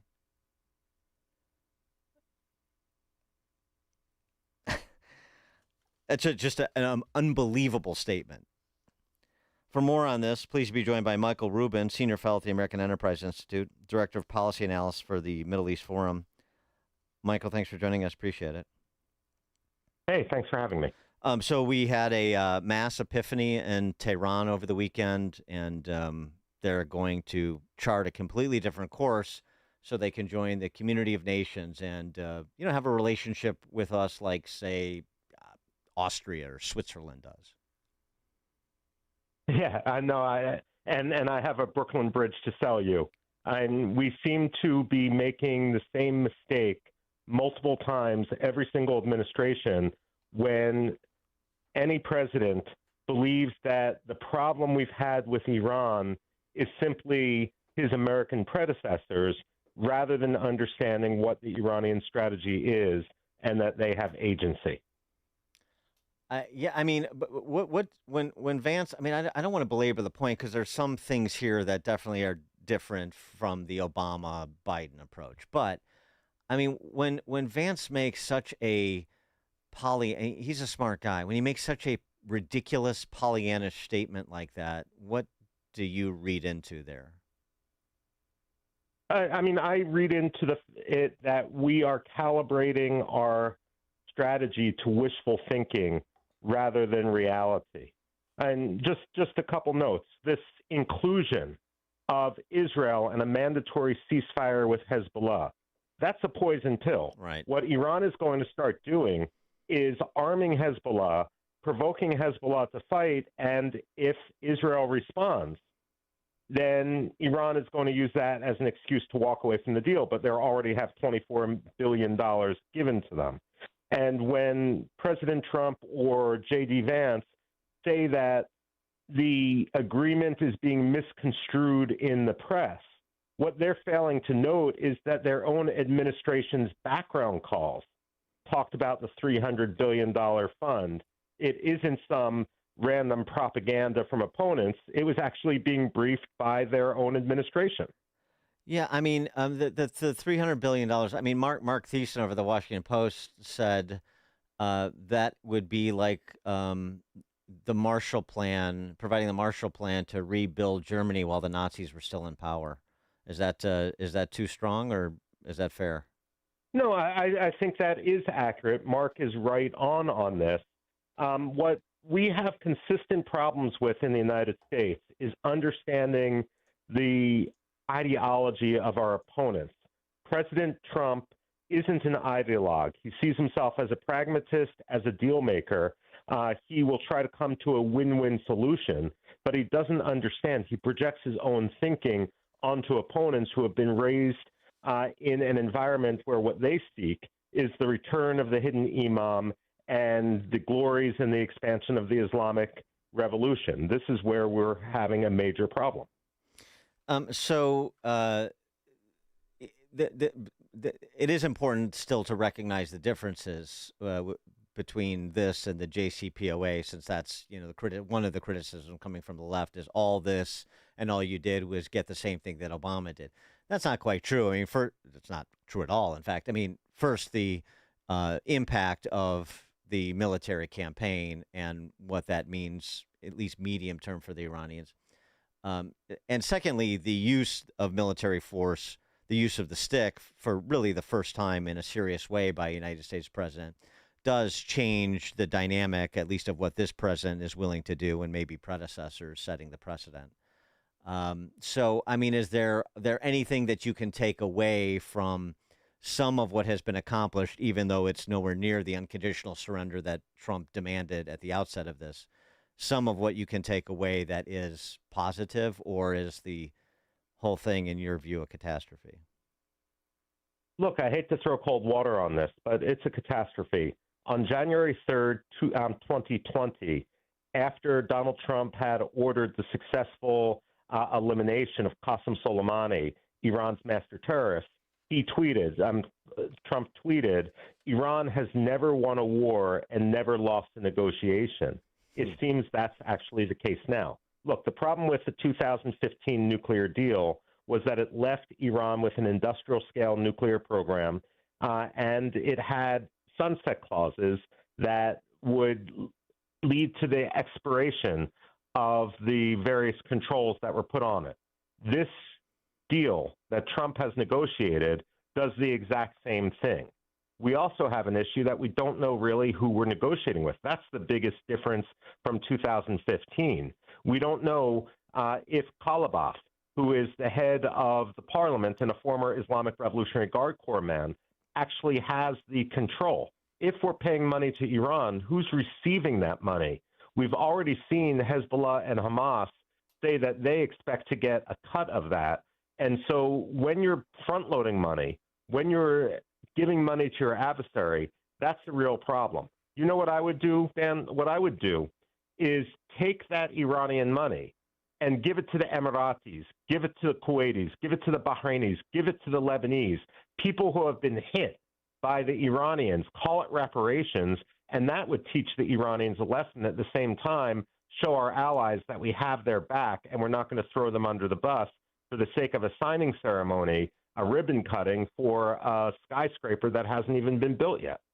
Well, and it's interesting you say that because that's exactly what Treasury Secretary Scott Bessent has been saying. He said more than once on television programs that we're, part of Operation Economic Fury when it comes to an agreement to end the hostilities.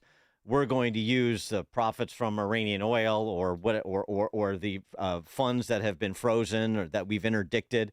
We're going to repurpose that to the Gulf states that have been hit. Iran is going to pay for not only restitution, essentially, to the Gulf states they struck, but for their own reconstruction. And that doesn't seem like that's actually going to be the case.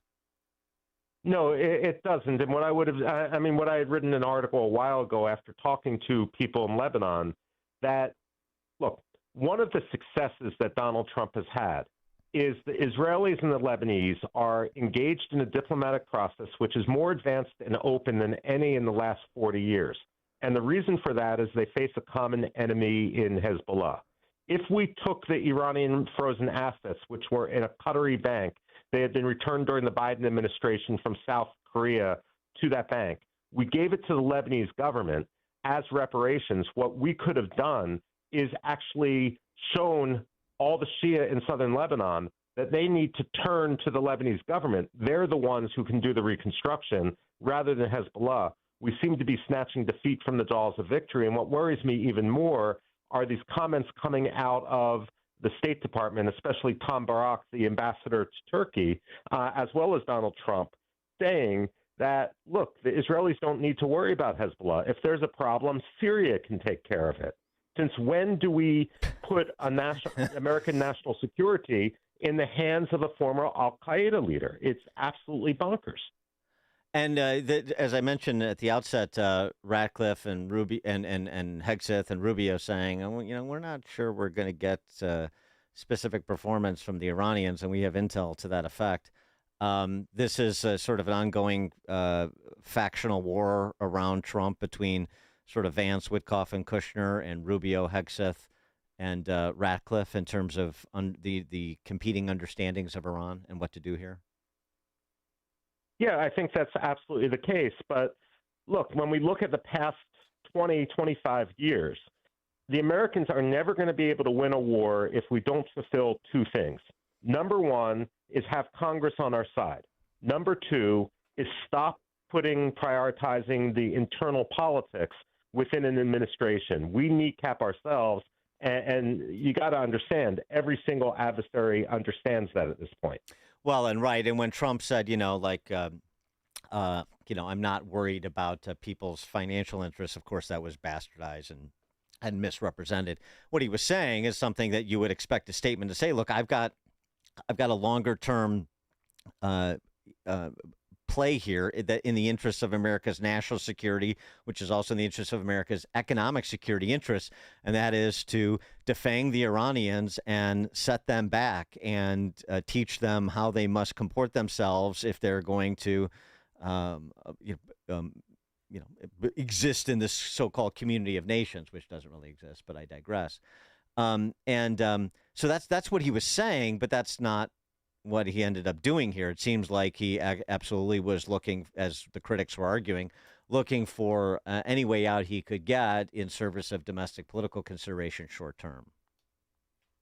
Yeah, I think you're absolutely right. Look, I'll make an extreme statement. I think that this deal makes Neville Chamberlain look like Winston Churchill. It's that bad. Now, I'll go further and say analytically, What we need to worry about is if the Iranians have learned, and they have absolutely, that by interfering with freedom of navigation in the Strait of Hormuz, they can win a multi-billion-dollar windfall. They're going to do this again and again. They're going to come up with any excuse, and they don't even need to block the shipping. They only need to threaten to, and the Europeans will be frightened. The Americans, the Iranians believe, will wet themselves in fear. And the Iranians are going to, I mean, when you give in to blackmail, when you give in to extortion, the blackmailers don't go home. They simply use the same tactics again. That's the real danger I see looming.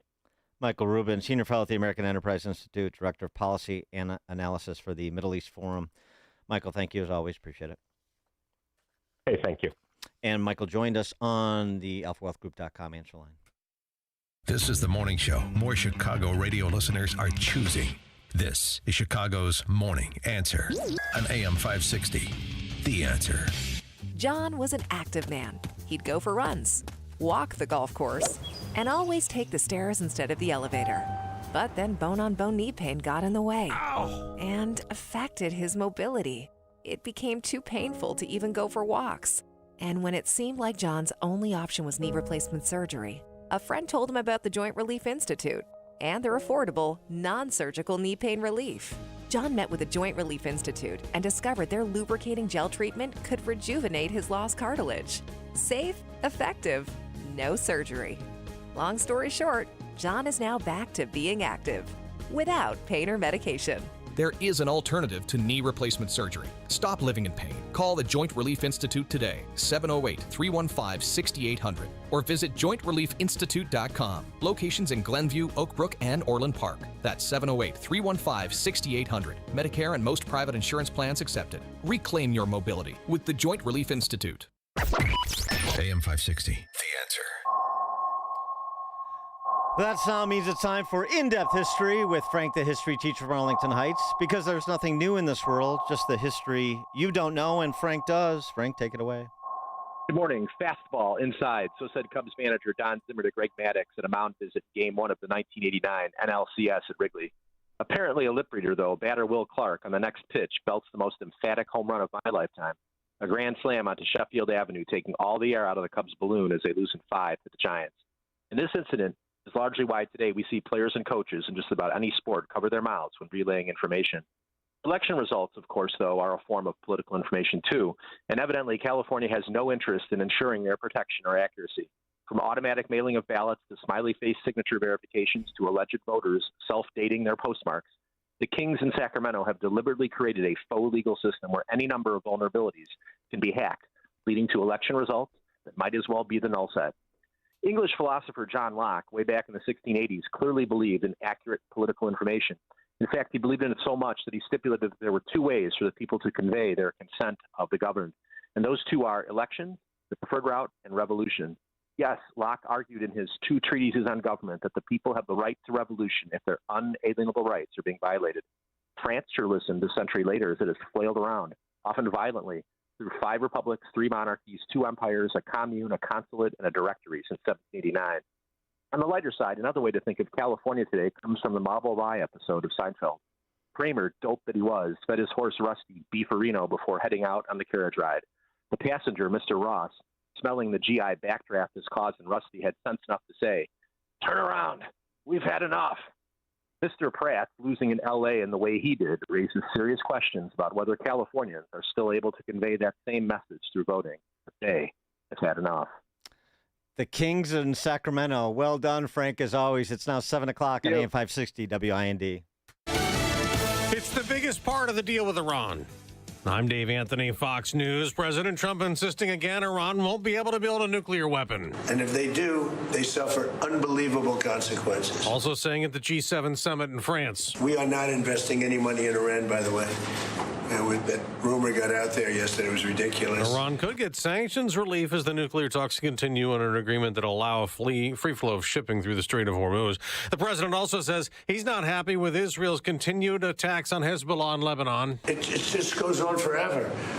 And when that happens, it throws a negative light on the big deal, and that's the deal with Iran. Fox's Trey Yingst reports from Tel Aviv. So this is really important because the Iranian foreign minister says that any attack in Lebanon will be considered a violation of the Memorandum of Understanding. Israeli Prime Minister Benjamin Netanyahu last night indicated that the Israelis will continue to operate against Hezbollah, an Iran-backed group that is continuing to fire drones and rockets into Israel. 2 days after the UFC 250 event at the White House, we found out the FBI disrupted an alleged plot to attack it. 5 people in custody, at least 18 others being investigated, and Fox's Todd Pyro reports. The suspects allegedly traveled to Fredericksburg, Virginia to make final preparations for the attack. And the alleged plan allegedly included explosive-packed drones hitting buildings near the event, forcing a mass evacuation, and then steering crowds, get this,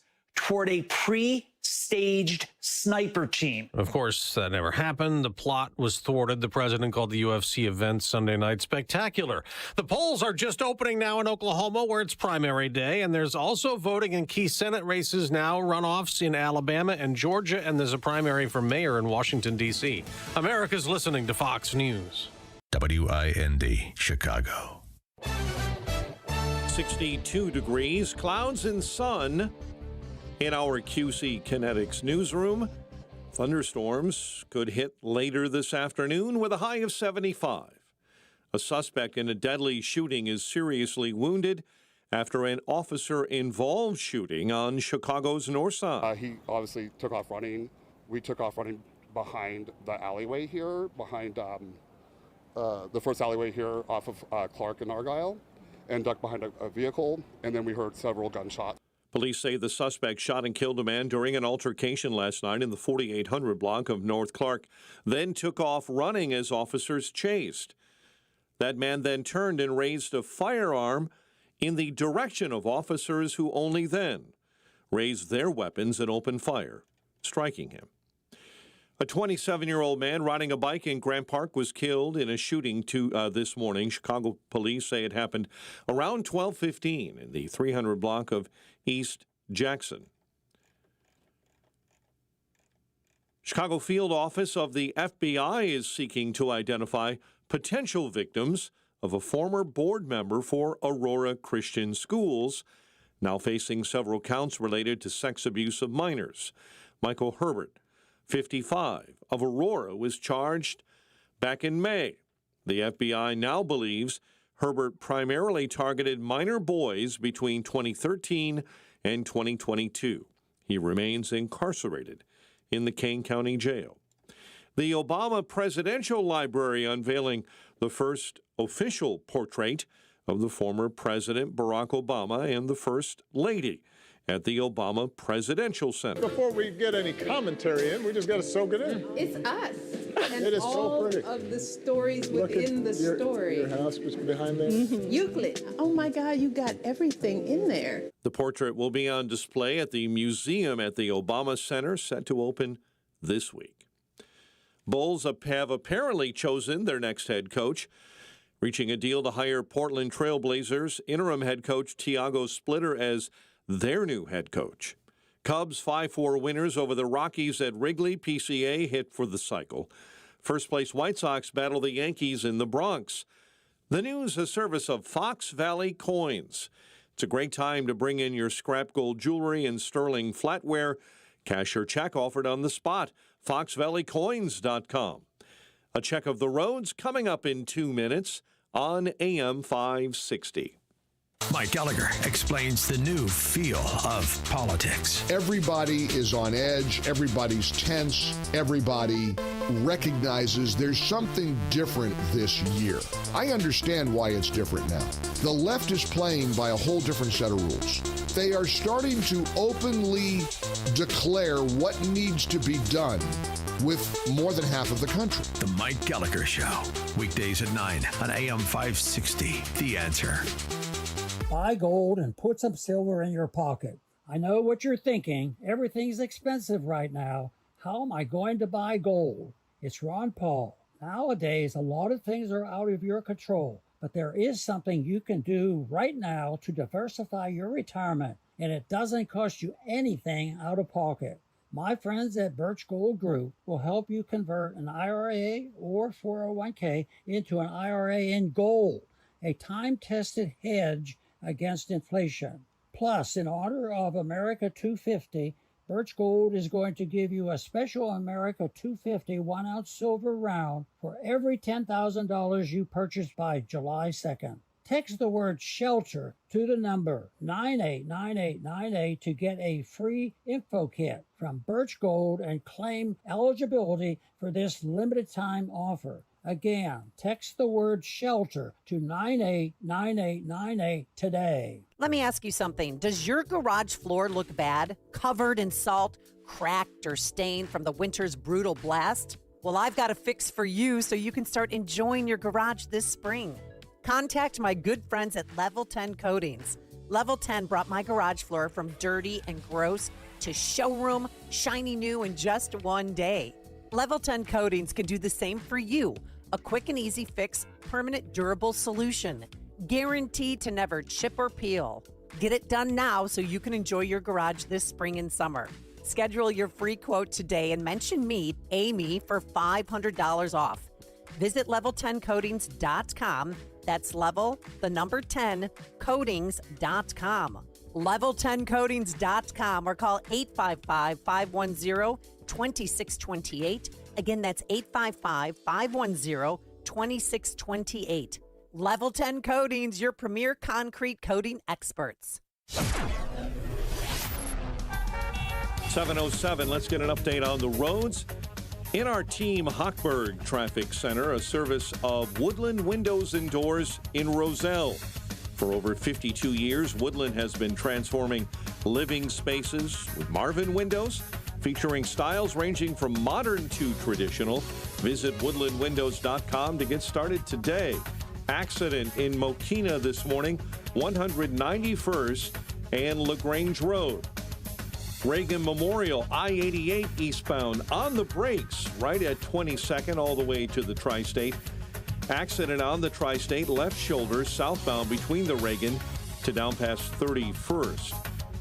Delays on I-55. There's an accident on the exit ramp, the off-ramp to Weber Road. Chicago's Morning Answer continues next. But now a check of your forecast in our Air Right Heating and Cooling Weather Center. Today will be mostly cloudy and breezy with a few showers and a thunderstorm possible, which could bring hail and damaging winds.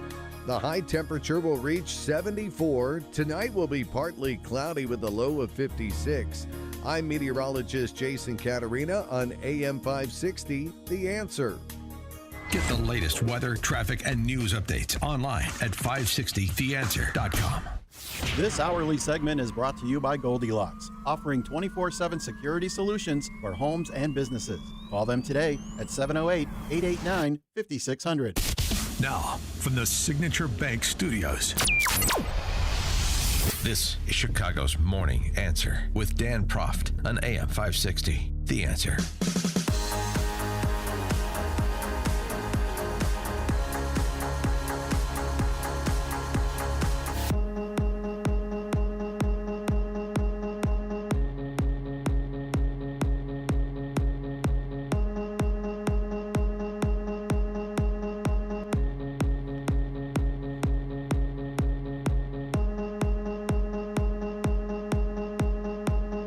Top of the morning, Dan Proft here. Illinois, he's going to help tell the story of America at 250 by placing artifacts in America's time capsule, a national record that will be sealed for the next 250 years. What should be Illinois' contributions to America's time capsule? 312-642-5600, alphawealthgroup.com, call and text line. Please don't say it like Johnny's Beef or Lou Malnati's Pizza or some such terrible thing like I would expect to hear from Bob Surratt. Please don't say that. Illinois' contribution to America's time capsule. The capsule will include contributions from all three branches of the federal government, each of the 50 states, D.C., and 5 U.S. territories. The 5 U.S. territories. Apparently, What is going to be submitted to represent Illinois is a poem entitled Dear New Blood from Illinois' Poet Laureate. No, it's not Joe from Arlington Heights. That's Morning Answers, Chicago's Morning Answers Poet Laureate. The state's Poet Laureate is a gentleman named Mark Turcott. You want to hear a little poetry reading this morning? Well, you're going to hear one, so cinch it up and hunker down. Dear New Blood, what Illinois officials, their artistic sensibilities, are offering the America 250 time capsule. Dear New Blood, Mark Turcott, you don't need me, I know, here on this podium with my poem. You hunched in the back of the room, tilted in your hard-earned reservation lean. You ho-hum your gaze out the window toward some other sky. Dear New Blood, dear holy, dear fully, mixed up, mixed down, mixed in, and out blood. Go ahead and kick the Shiite, kiss the Shiite from my ears. I swear, I'll listen. Stutter at me, you uptown weed, you thorn, you petal. Aim my old flowered face at the sky. I know you don't need me here on this podium with my poem. You press flat to the wall, shoulders cocked, loaded for makwa, for old growlers like me. You yawn your glance out the window at the tempting sky. Wake me, bang my dead drum, drum, clang, clang my anvil, my bell. Shout me, hush me your song, your shiny impossible. Your long-wounded song. Tell me everything you know, you don't. Tell me, do you feel conquered and occupied? Maybe I've forgotten. Sing it plain. Has America ever let you be in your own sky? Sing deep, Chaco, deep Minneapolis, deep Standing Rock, deep Oakland and L.A., sing deep Red Cliff, sing Chicago, deep Acoma, deep Pine Ridge, and Tahlequah. Mourn, I think you too. You were born with broken heart. Rise, smash your un-American throat against the edge of the sky.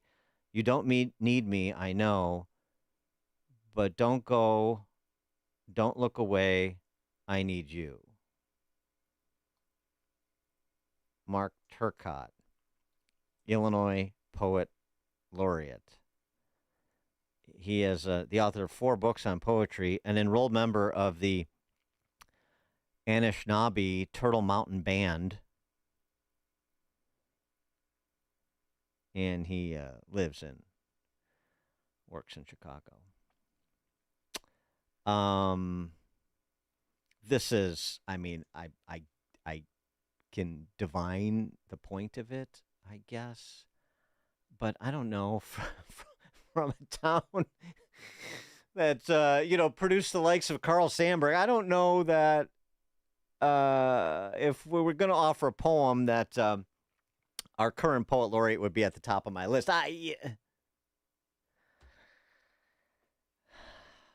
mean, it's a generation. I get the generational thing. It's the old guy talking to the new guy and, let out your angst and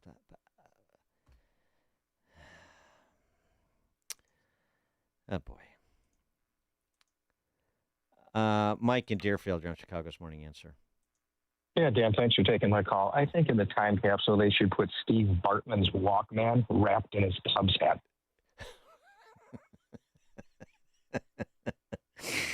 Yes, thanks for the call, Mike. Yeah. 250 years. When Illinois was incorporated, 1818?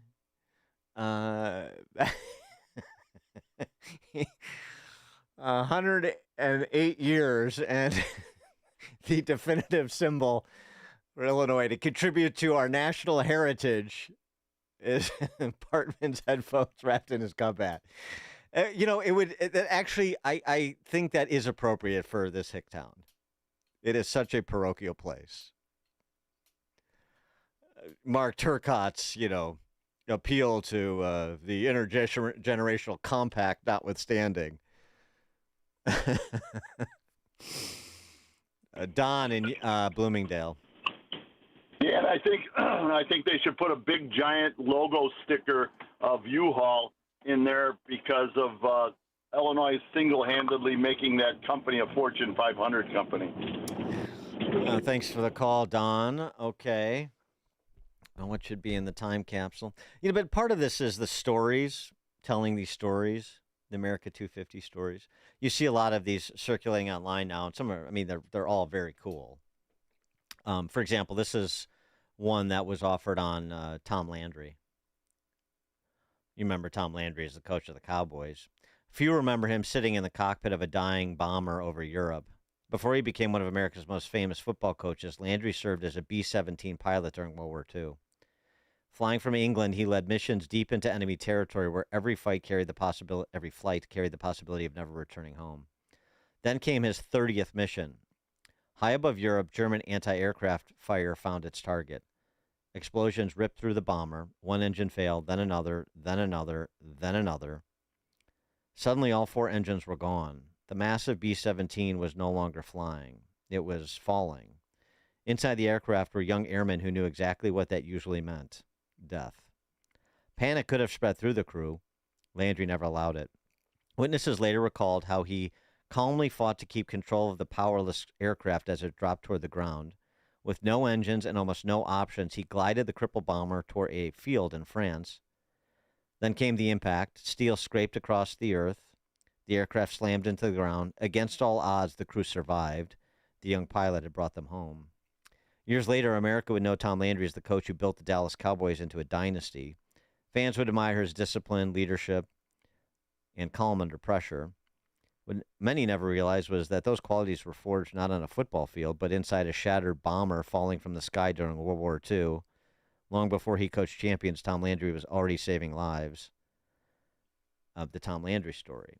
That's part of, too, I think, these this whole reflection on America at 250 is interesting to me, is telling the stories. And, of course, you're going to get the high-profile stories of people who were celebrities and did incredible things. I'm not just talking about, including Tom Landry. Now, obviously, I'm not talking about just being the coach of the Cowboys. We're talking about the story that's told that many fewer people know.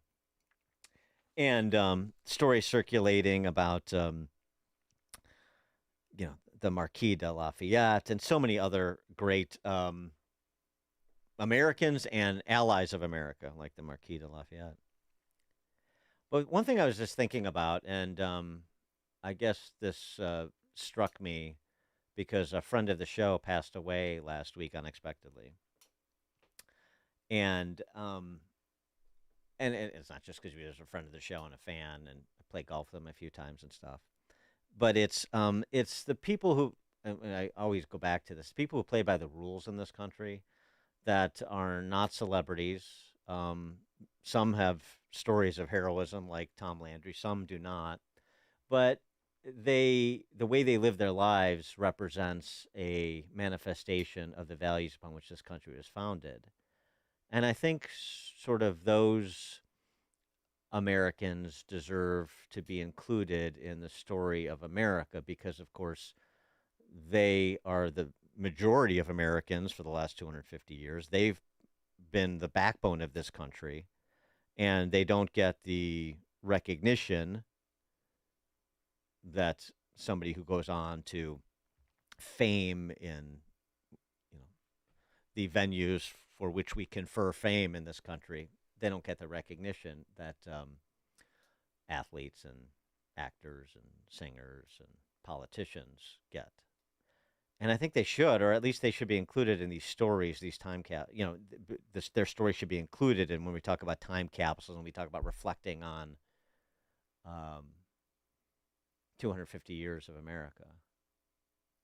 And so I don't know, I'm just throwing it out there. This is not fully formed, but reading these stories like the Tom Landry story, thinking about this time capsule business, and just thinking again about the wide distribution of stories to be told that represent the greatest nation the world has ever seen at 250, I want to encourage people to tell stories that that will not get told about great Americans who played by the rules, who did everything right, who were the illustration of the good citizen, the loyal and faithful servant, and who live lives that should be emulated, even if they're not household names. The person I'm referring to, by the way, who passed away, is a guy named Derek Tegel down in Coal City. He's a member at Dwight Country Club and Morris Country Club. Played there with him both. He had died of a sudden heart attack at 55 last week. And I understand from our mutual friend that he was close to retirement. He was getting close to retirement. And again, he was he was a big fan of the show, and he was always promoting, telling people to listen to the show and stuff like that. But that's not the point. The point is the life that he led. Being a family guy, being a serial entrepreneur, being a guy who liked to hang out and play golf and have fun with the guys when he wasn't abiding his familial and professional responsibilities. And I just think more stories like Derek Tegel should be told. People who do a lot of very good things that provide foundation for the communities in which they spend their lives. They get recognition from their family and friends at the time of their passing. But in terms of thinking about it, here are stories that you should know from your community, or just about America in general. It doesn't have to be your community. There are guys like Derek Tegel all over the place. And so, I don't know. I mean, I'm happy to share stories like that as we go through this, celebrating America 250. So, I don't know, just stories that you think should be told of people whose names are not well known. I'd like to hear them. 312-642-5600, alphawealthgroup.com answer line. And if you want to email them to me, just email me at dan@danprof.com, and I'll read them. I was thinking about this, too. There's another guy who, he's a friend, but he's more of a closer friend of a friend of mine that I went to college with. He passed away from a rare form of cancer, if I'm remembering correctly, a couple of years ago. He was this really interesting guy. He's one of these guys, you see, people that are smart or, in politics, again, in all the areas where we confer fame. And then you meet people whose names are not well known and never will be. You don't know what intelligent is until you meet a person like Russell.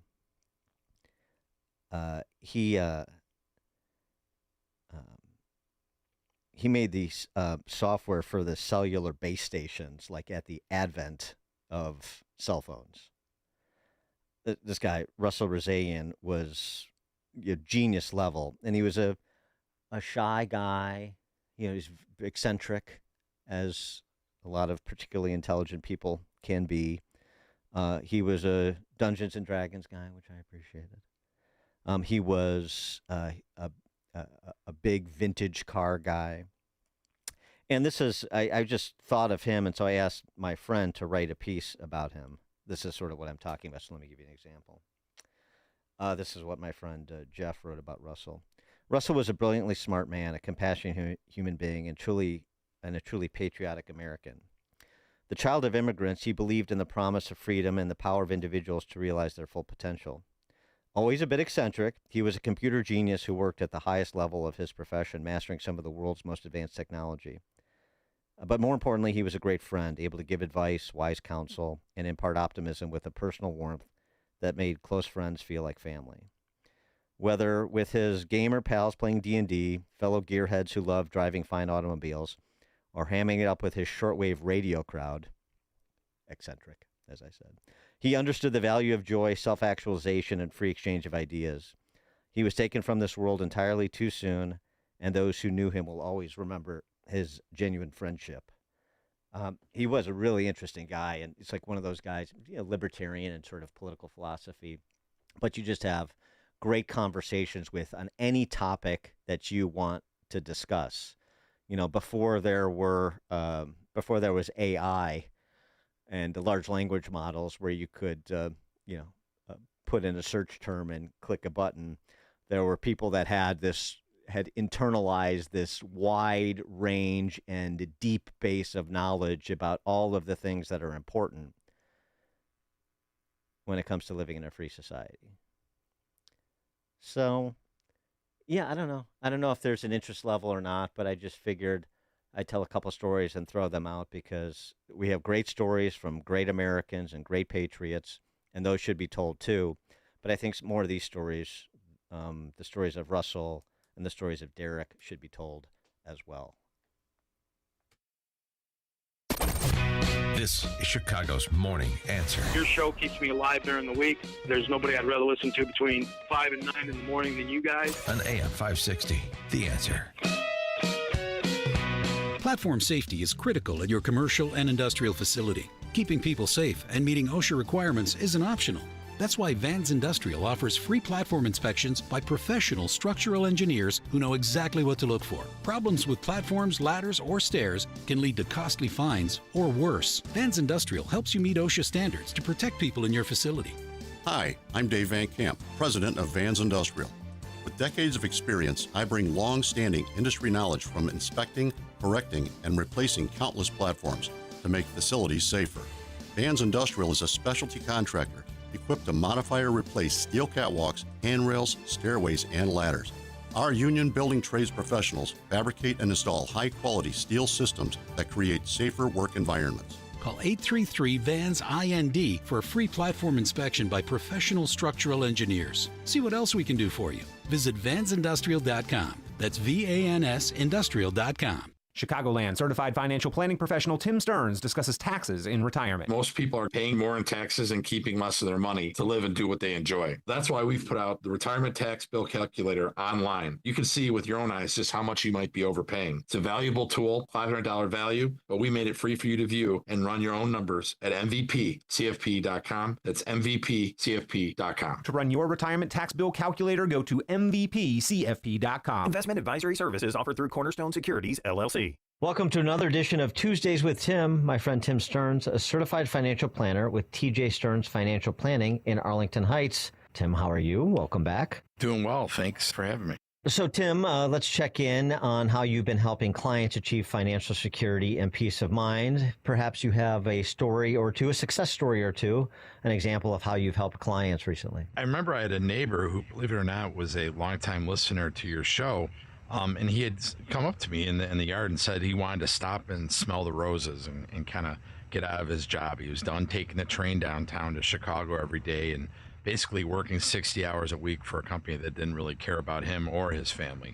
So we started running numbers, and lo and behold, he was able to retire 5 years earlier. He's now 12 years retired. He's a grandpa. He's loving life. He, too, needed a protect and grow blueprint, and he had to make sure he wasn't leaving anything to chance for their future. Thank you, Tim. If you're in your 50s or 60s, I want you to speak with my friend Tim Stearns, TJ Stearns Financial Planning. Tim will help you structure and optimize your savings to prepare for 20 to 30 years of enjoyable retirement. Call Tim today to schedule your free consultation and get your free Protect and Grow blueprint. Call 1-800-640-2256. Again, that number, 800-640-2256. Tell them I sent you when you call Tim at 800-640-2256. Snapshot from Progressive wasn't created for just anybody. Oh no, we made it for you. Gradual breakers. You keep your eyes on the road, so you've seen it all. As long as it all happened directly in front of you, like a Swedish masseuse, your foot knows exactly the right amount of pressure to apply to the brake. That's why your passengers feel totally relaxed with you behind the wheel and occasionally super sleepy. With Snapshot, safe drivers like you get personalized rates based on your driving habits. Sign up today at Progressive.com. Progressive Casualty Insurance Company and Affiliates. Snapshot not available in California or from all agents. My doctor told me my cholesterol is borderline. So I took control with Garlic Healthy Cholesterol Formula. Garlic helps maintain healthy cholesterol safely and naturally. It's odor and taste-free, and Garlic is a world leader in garlic potency. I'm taking charge of my cholesterol with Garlic Healthy Cholesterol Formula. cholesterol's natural enemy. These statements have not been evaluated by the FDA. This product is not intended to diagnose, treat, cure, or prevent any disease. The term natural references only the garlic in the product. Use as directed. Are you turning 65 and thinking about Medicare? Or are you over 65 and haven't enrolled yet because you still have coverage at work? Either way, Medicare done correctly will be the best health insurance you will ever have. Imagine having an annual deductible of only $283. There are only two good things about aging, wisdom and Medicare. But to navigate the Medicare maze properly, you need a mentor. Best part? My guidance costs you nothing.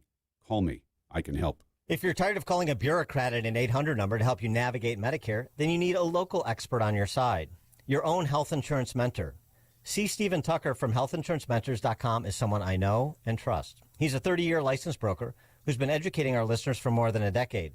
Steve, how can our listeners get in touch with you? Thanks, Dan. They can visit healthinsurancementors.com or call me directly at 630-674-1551. That's 630-674-1551. AM 560, The Answer.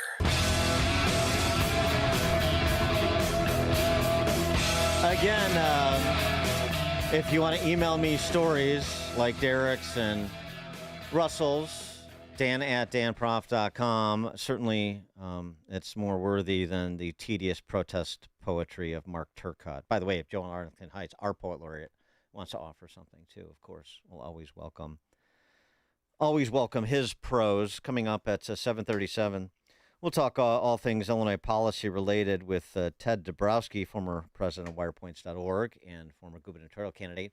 Oh, and by the way, the Burning Cross and Grand Park caper has been solved, and it's about what you would think and not what the credulous Chicago Press Corps was insinuating in its initial reporting. Now we check the headlines. 63 degrees this morning in the QC Kinetics newsroom. Georgia, Alabama, Oklahoma, and Washington, D.C. holding primary elections today. President Trump touting a newly announced deal with Iran at the G7 summit. We have the cards, and if they don't honor the commitment, we'll figure out what to do when we get there. Vice President J.D. Vance also spoke about things on Fox News. What the agreement does say, Sean, is again, if the Iranians behave, and if there are sanctions relief, and if the Iranians are integrated into the world economy, we would invite other countries, not us, but other countries to invest in their country. The deal has not yet been released by the White House. California Governor Gavin Newsom claims President Trump has sent the Department of Justice to investigate him and his wife. One by one, anyone who has challenged Donald Trump has ended up on his hit list. And today, I proudly join that list. Newsom made the announcement in a video released on Monday. There's a new national poll out this morning finding parents tracking their children's phones well into adulthood. The University of Michigan poll shows 52% of parents are tracking the location of adult children between the ages of 18 and 25. A suspect in a deadly shooting seriously hurt after an officer-involved shooting on Chicago's north side. He obviously took off running. We took off running behind the alleyway here, behind the first alleyway here off of Clark and Argyle, and ducked behind a vehicle, and then we heard several gunshots. Police say that suspect was located by officers in the 1400 block of West Argyle. As officers chased, the suspect turned and raised a firearm in the direction of officers. Only then did officers draw their service weapons and open fire, hitting the suspect. A 27-year-old man riding a bike in Grant Park was killed in a shooting early this morning. Chicago police tell us it happened around 12:15 in the 300 block of East Jackson Drive. And Cook County prosecutors are dropping charges against two men accused of starting a fire that led to the death of a Chicago firefighter in 2023. The cases against Anthony Moore and Nicholas Virgil were dismissed just days before a jury trial was set to begin. Both face charges in the fire and death of Chicago firefighter Jermaine Pelt. The Bulls have apparently chosen their next new head coach, former Portland headman Tiago Splitter. Cubs 5-4 winners over the Rockies, and the White Sox battle the Yankees in the Bronx. The news, a service of Woodland Windows and Doors in Roselle. For over 52 years, Woodland has been transforming living spaces with Marvin Windows, featuring styles ranging from modern to traditional. Visit woodlandwindows.com to get started today. A check of the roads coming up in 2 minutes on AM 560. The Sean Thompson Show. I don't care what they are, a doctor, a lawyer, a butcher, a baker, or a candlestick maker. If they're a Democrat, they're a frickin' criminal. They do nothing, good for nothing. They cannot tell the truth. They pretend to be what exactly? Anything other than what they are. The greatest political mafia this country's ever seen.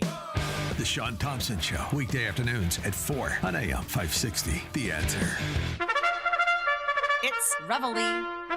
Welcome to America, 250 years after patriots swore their lives, fortunes, and sacred honor in a revolution fought to overthrow tyranny. While many patriots still exist in America, there are too many that dishonor the inheritance they received as citizens of the United States. And those that do it the most are public officials, abusing the privilege of holding office and stealing from taxpayers. They destroy public trust and the relationship between citizens and their government. In Illinois, we depend on federal prosecutors to hold those people accountable due to our feckless attorney general. Here's a few cases folks should take note of. They are a reminder that public corruption happens at all levels of government and can be found in even small communities. Federal prosecutors recently indicted Vanessa Rhodes, president of 2011 Construction, for allegedly giving kickbacks to Ryan Ross, who was also indicted. He is the former director at the Chicago Housing Authority's Property and Asset Management Department. In exchange for her company getting construction contracts, Ross allegedly received $421,000.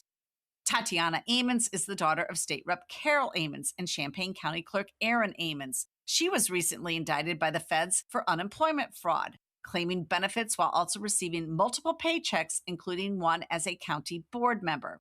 In tiny Paris Union School District 95, two principals, Kyle Shea and Megan Carroll, were indicted for embezzlement of public funds. Then, the school district attempted to hide public information about the case. They were sued by the Edgar County Watchdogs for violating the Freedom of Information Act, and the lawyer fees cost taxpayers $152,000, another abuse of public trust and money. In 2026, the revolution against big government continues. I'm Jeannie Ives. On The Real Story, we discuss public corruption stories every week. Tune in at 11 a.m. Monday through Friday and sign up for my newsletter at breakthrough-ideas.com. Giving your liver a spring cleaning is easy with Active Liver from New Nordic. Search for Active Liver by New Nordic on Amazon, CVS, Wegmans, or GNC. 7:38 Team Hochberg Traffic Center time, a service of Lowe's. With Lowe's, the best parts of summer start right outside your door. Right now, get 3 Ferry Morse 1.3 quart vegetables and herbs for just $12, plus 4 bags of Miracle-Gro 0.75 cubic foot garden soil, only $10. Valid through 6/24. While supplies last, selection varies by location, excludes Alaska and Hawaii. Eisenhower stop and go inbound between Des Plaines and Damon. Stevenson on the brakes, First Avenue on the inbound side all the way to California. Stop and go on DuSable Lakeshore Drive northbound right at Foster. An accident left lane block on the Tri-State southbound between Roosevelt to pass 31st, and an accident being shoved onto the right shoulder Tri-State southbound right at Belvedere Road. Chicago's Morning Answer continues next. Now a check of your forecast in our Air Right Heating and Cooling Weather Center. Cloudy, breezy, couple of showers by the afternoon, maybe a thunderstorm, and a high of 75. Get the latest weather, traffic, and news updates online at 560theanswer.com. This hourly segment is brought to you by Goldilocks, offering 24/7 security solutions for homes and businesses. Call them today at 708-889-5600. Now, from the Signature Bank Studios. insert Democrat socialist here. Runs the Democratic House floor for 30 plus years running. He's promising this and he's stealing that. Where can you get that kind of money? He's using your house like his own piggy bank. You ought to know by now. You can pay off your house here in Illinois, but you can never keep up with the taxes. Oh, how it's always been the plan to have a taxpayer pay, no doubt. Not a matter of if anymore, but when. You're moving out. I said, when you're moving out. Top of the morning, Dan Proft here. That theme music means it's time for our weekly conversation with the wirepoints.org folks about all things Illinois policy related. And former WirePoints folks. Ted Dabrowski will join us shortly. Talking about people whose stories should be remembered. And then there are people whose stories should be completely forgotten, even if they had profile in this life. A vacuous politician like, I don't know, Jelly Belly Pritzker. The most cynical and jaded and dishonest. I mean, I use their stories, I suppose, as cautionary tales if you want to live in ignominy. If you want to be regaled as a villain of history, then live your life the way that Illinois' governor lives his. Last week, that burning cross found at Grant Park. Governor Pritzker, let me be clear. Let me be clear. You know, you better get your hip waders on as soon as a politician says, let me be clear. Hate has no home here in Illinois. This symbol has one purpose: to stir up intimidation and terror. He pronounced. He bellowed on X. We will not be silent. Those responsible must be held accountable, said the governor. Oh, really? The young shirtless man running from a burning cross in Grant Park had been an aimless person of interest in a Chicago police arson investigation and subject to a possible FBI hate crime case. If Jelly Belly gets his way. NBC5 has since interviewed the man who admits to the cross burning. University of Illinois Chicago senior Merlin Liu said he knew the implications of burning a cross and had placed a MAGA hat atop the cross, explaining his motivation was to protest Trump administration injustice, not something racist. I can't wait for J.B. Pritzker to continue his unwillingness to be silent in the face of this intimidation and hate, because it has no home in Illinois. NBC Chicago's Chuck Gowdy, formerly of the I-Team, asked him, how did you land on a burning cross? Just came to my head one day. I wanted to find something that I could do by myself, like no organization, no friends. Yeah. Emphasis on the no friends, huh, Merlin?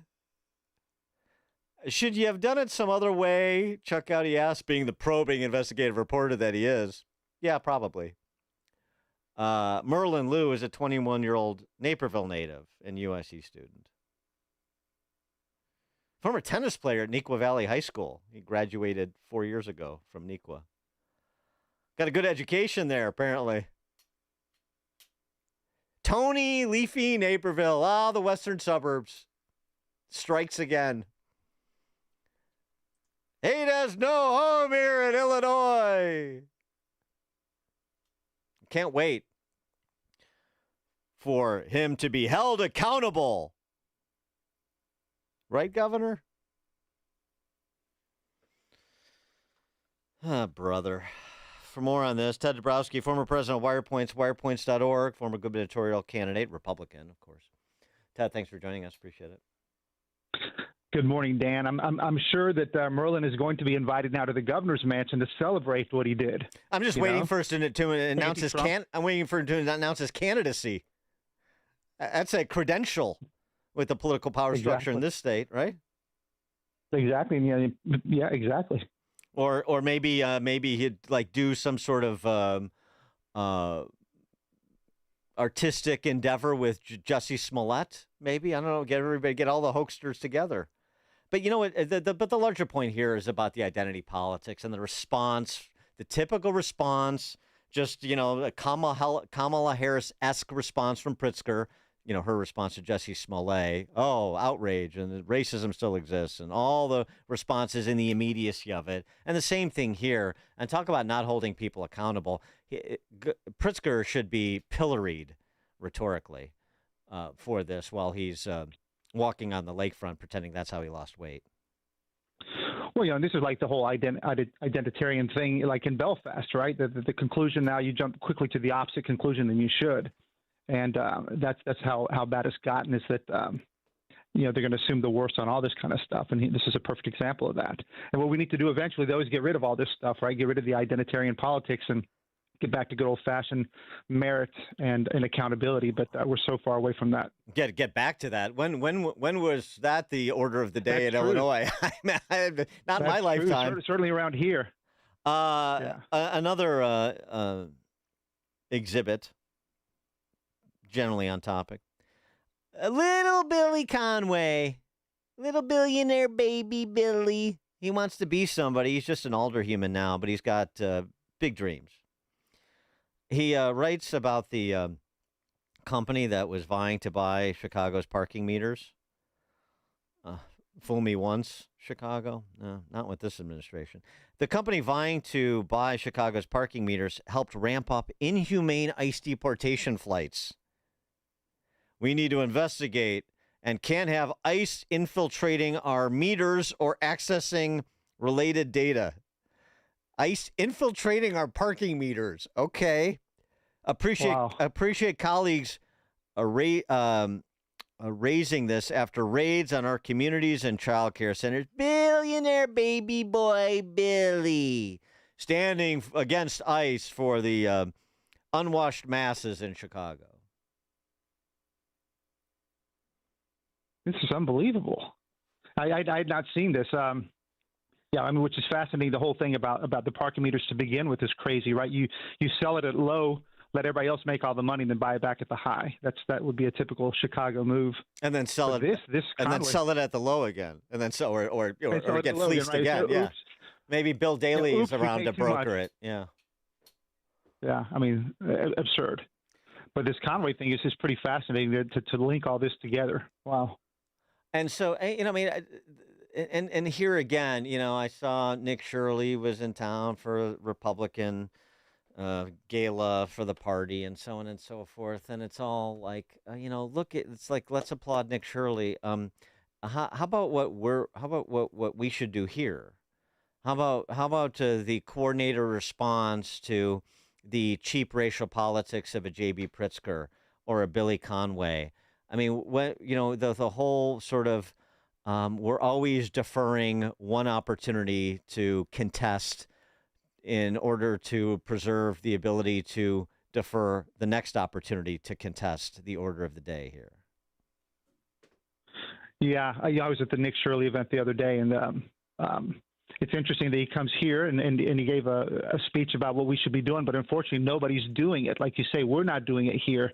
And I'd like to tell you that I've tried to do some of that. Haven't been successful yet in exposing it, but I want to say I will be. But we do miss out all these opportunities over and over and over again. And a lot of it has to do with the Pritzker power, the Pritzker money, the Pritzker press. I want to say one day, Dan, we're gonna take them on, but it's not happening yet. Yeah, I mean, the whole like blaming Pritzker and Pritzker's money is such weak tea. Yeah, it's old. We've had money before. We've got money guys. If there was something going on, where are people? This is not my job anymore, but I'm happy to contribute on the margins. But where's after the Spencer Pratt example? Even though he didn't quite make the runoff, Where are people looking at this mayor's race that's shaping up for next year? George Cardenas, another career politician, brought to you by HDO back in the day. I mean, I love these guys. They just exist forever, and then they try to rewrite and reintroduce themselves. They're just the hackery just abounds, even with people saying some sensible things like Mendoza. Where's the effort to it's going to be a crowded field? Where's the effort to recruit, identify, elevate a center-right candidate in what is technically a nonpartisan race for mayor of Chicago, for example? I mean, does anybody ever want to put any marker down? I know I tried. I know you tried. But the effort to put markers down, to give people, other human beings and campaigns, initiatives to rally around, that has to be part of what is done if you're going to do anything important in this state. Yeah, and the moment's great for it, right? I mean, if you think about it, Pratt showed us the way to how to have fun, how to use AI, and of course there are other groups that helped him. But it just showed us that there's another way to reach people and poke fun at what a mess this place is. And it's interesting. Now I thought about it a lot. L.A. lent itself to a great Pratt campaign because the poops are very visible, the fires are visible, the tents are visible, the syringes are visible. So he ran a great visual campaign. It's a little harder in Chicago, but we can do some of the same things around crime and all the problems we have. And it's just sitting there ripe for a young person who comes in and just blast them for it because, the data, the failure is all sitting right there on our side. The moral case is on our side. The failures on our side to poke fun at. So it's there, but like you say, I'm not sure if there's anybody. I haven't heard of anybody there yet. We got the same people still talking about running. I mean, you've got a lot of high-profile departures in addition to things that are relatively unique to Chicago and Illinois, driven by Chicago, like no cash bail. That is even more lenient than New York's version of it. L.A. doesn't have that. Sanctuary State, I mean, yes, these other places, there's a lot of similarities too. But I mean, you lose the Chicago Bears, and you can't make hay with that. But instead, we have a couple of Republican legislators trying to resuscitate legislation to woo the Bears back, which I mean is fine on its merits, but at the same time that you're trying to be a solutionist, like Marty McLaughlin, who we had on the show last week, can you also hold the other party to account? That's sort of the fundamental responsibility of the opposition party, is to hold the party in power accountable for what they do and under whose name they do it. And that simple task just seems to evade the Republican Party here, and whatever constitutes the statewide slate and whatever constitutes the leadership of the party. I mean, Bob Grogan accepted. He just became state party chairman 5 minutes ago, so give him some time. But generally speaking, for the people who've been around and who are nominees. Right. I mean, I think the whole thing is, can we prosecute the case? And that's something I wanted to do. Can we prosecute the case against Pritzker, against Johnson, against that whole, go back to Madigan and earlier? The case is sitting there to be prosecuted, yet we, for whatever reason, and for many reasons, we suck at doing it. And it's sitting there just waiting for us to do it. And we'll see what happens. Well, so hey, Dan, go ahead. Go ahead. No, I was going to say, no, you go ahead. Go ahead. I was just going to say, yeah, we'll see what happens. We need something more concrete than that. So what are you thinking about at present? Well, I tell you one thing that I wanted to say is on this bear stuff. I'm sick of hearing about it. I'm sick of the whole thing. You got Pritzker blaming the customer, right? Pritzker's blaming the Bears. The Bears are the customer, much like Indiana treated the Bears as a customer. But, after all this, I was looking at some of the out-migration numbers. I was looking back to 2000. So back in 2000, we lost a net 60,000 people to other states. And that's the equivalent of one full Bear stadium. Every year since then, on average, we've lost about 70,000 people a year. In 2017, we lost 130,000 people. That's 2 full Bear stadiums worth of people.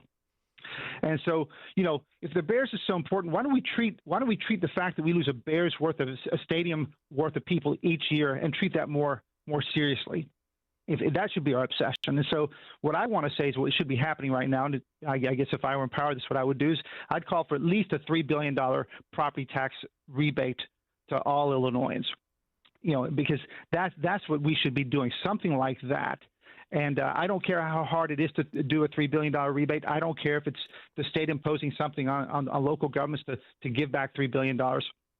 We always make the Illinois people figure out how to pay 5% more and 10% more in property taxes and other taxes all the time. We don't give a damn how they have to pay it. We just say, you guys have to pay it. Well, we should do the reverse right now, and let's put it on the local governments.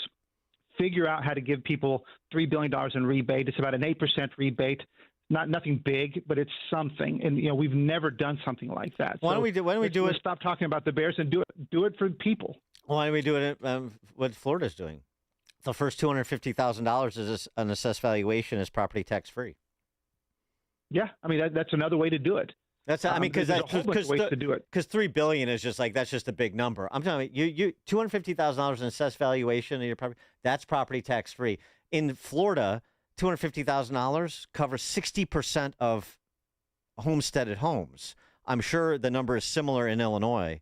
You want to talk about a majoritarian movement, but I mean, this is like a big idea. This other big ideas, some big idea that you need to rally people around in addition to a personality. I mean, for example, for all the talk about Spencer Pratt and AI and this and that, he was well versed on not what was going on, just tapping into that, but when he talked about a solution for homelessness in LA, he had a 9-minute presentation. He knew what he was talking about. He understood the institutions. He had a solution. You could quibble with it if you want, but it was something specific, and it was certainly better than what the power structure in L.A. is providing for the homelessness problem there. And so the same here. You don't like my $250,000 assessed valuation property tax exemption? Well, okay, then, you can pick it apart. You can argue it, but at least we're rallying around something that is substantive and that takes on the ruling class on behalf of the majority of the people who are seeing their homes liquidated, which we talk about a lot. Some of us do,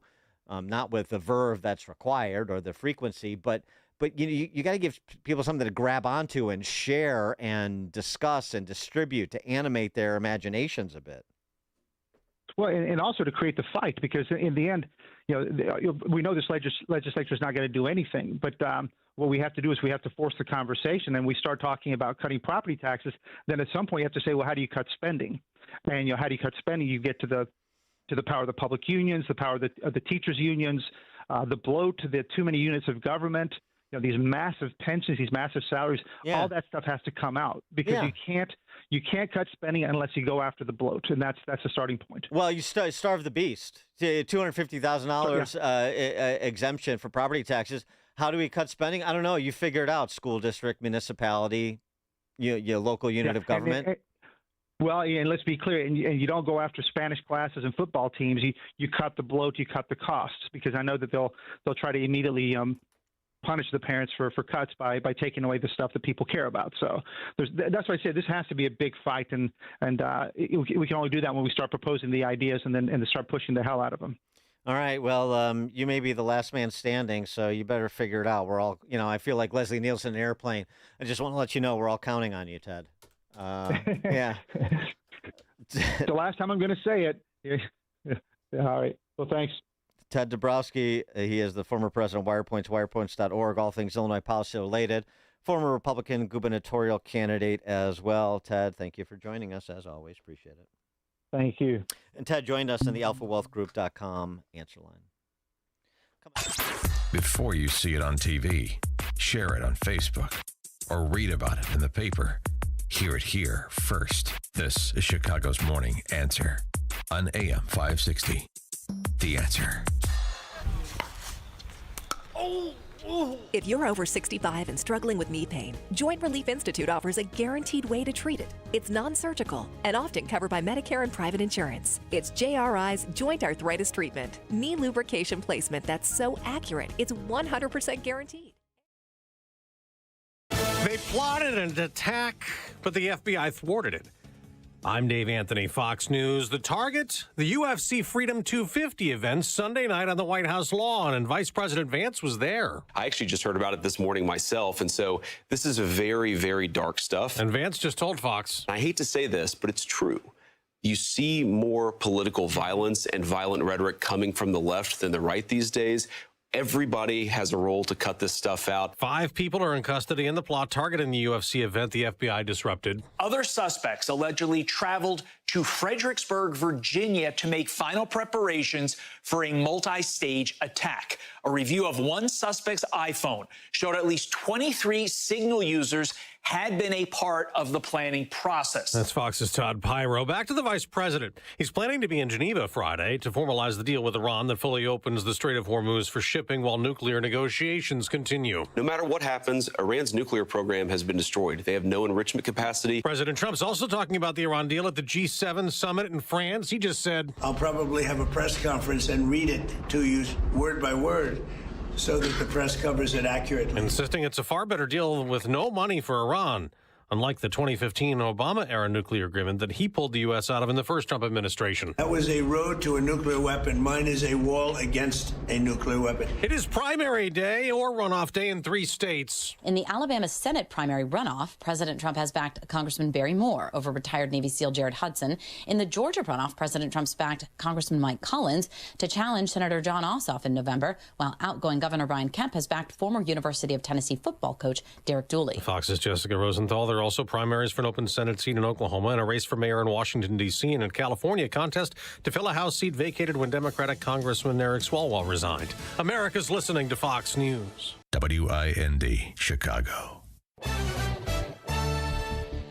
63 degrees, skies turning cloudy at 8:02 on AM 560. The Answer. I'm Mike Scott in the QC Kinetics newsroom. A suspect in a deadly shooting is seriously hurt after an officer-involved shooting on Chicago's north side. He obviously took off running. We took off running behind the alleyway here, behind the first alleyway here off of Clark and Argyle, and ducked behind a vehicle, and then we heard several gunshots.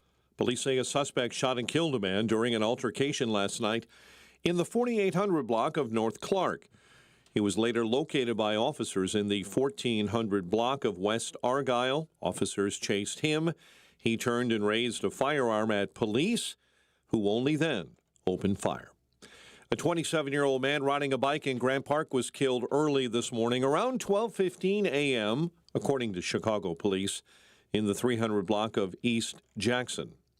A proposal to sell Chicago's parking meters to a new company has been put on hold after the last-minute proposal landed before City Council Committee Chair Pat Dowell. I have heard from a number of colleagues, both on the committee and not on the committee, that they need more time to review all of the information that was sent to everybody. You may recall a letter sent to the mayor by 22 City Council members demanded more information before moving forward with any proposed transfer of the city's remaining parking meter lease.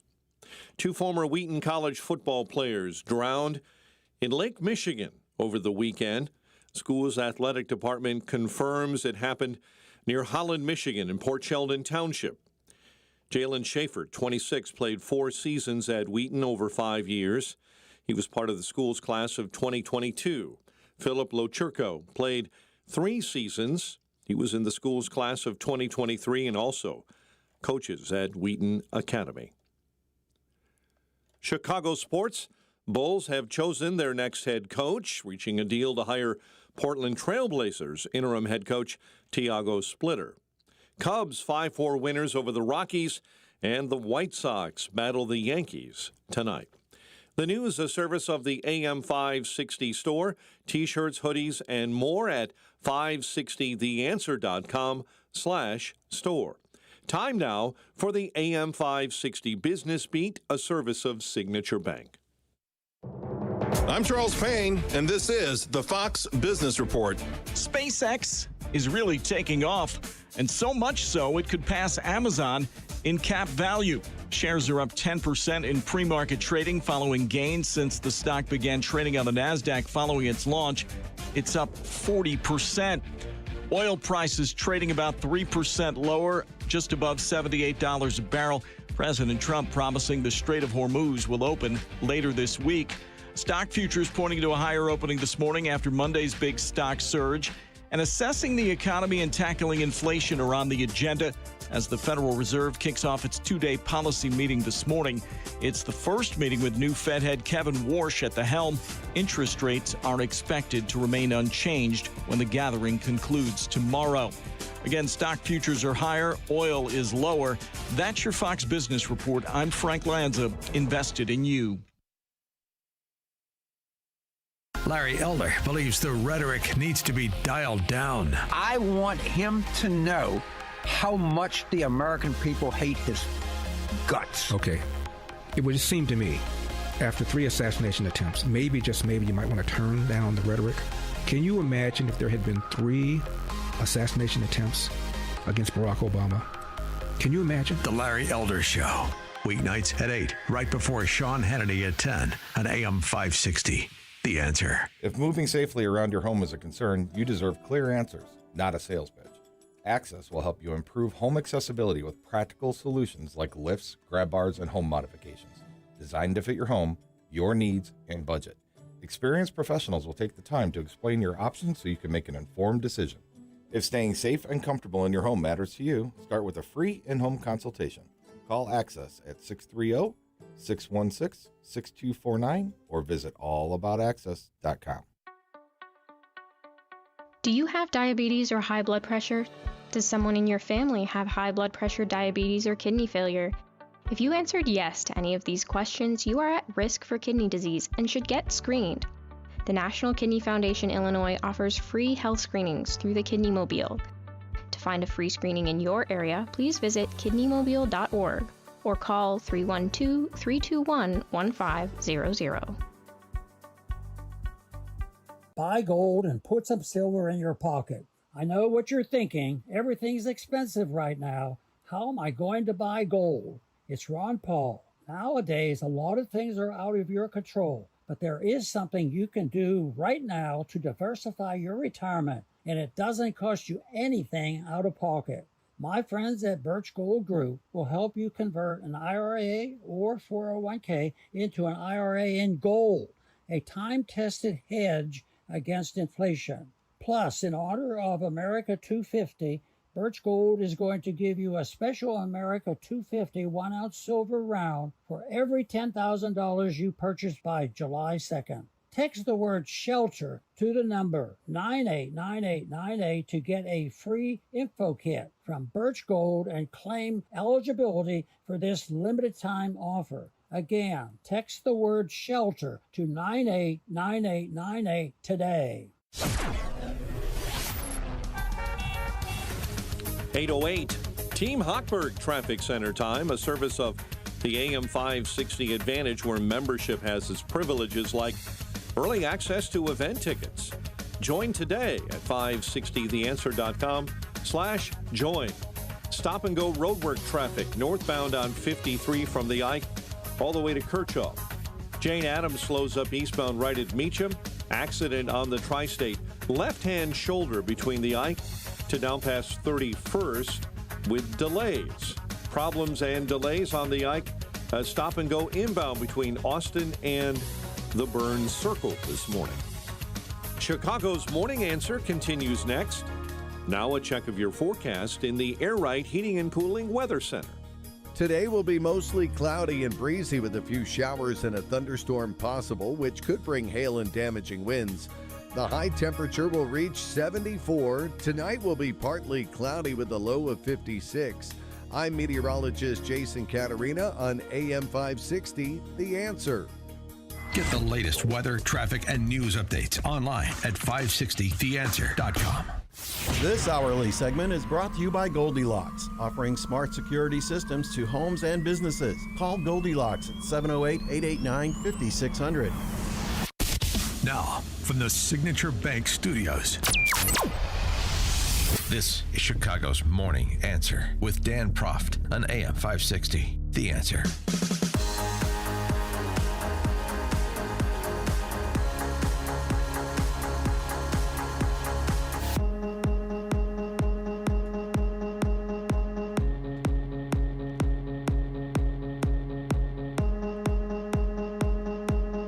Top of the morning, Dan Proft here. The tiny dancer, the former mayor of Chicago, Rahm Emanuel, to those unfamiliar with the nickname I popularized. He writes in the Wall Street Journal about energy because he is trying to present himself as some sort of practical, moderate type new Democrat. The record reflects otherwise, but okay, we'll run with it. On energy, Democrats can learn from Texas. Oh, that sounds very solutionist. But then, as per usual, you start to dig into what Rahm and so many who present themselves similarly, and there's not many, frankly, at least those aspiring to be president, as he is. You dig into it and you hear a lot of the same rap.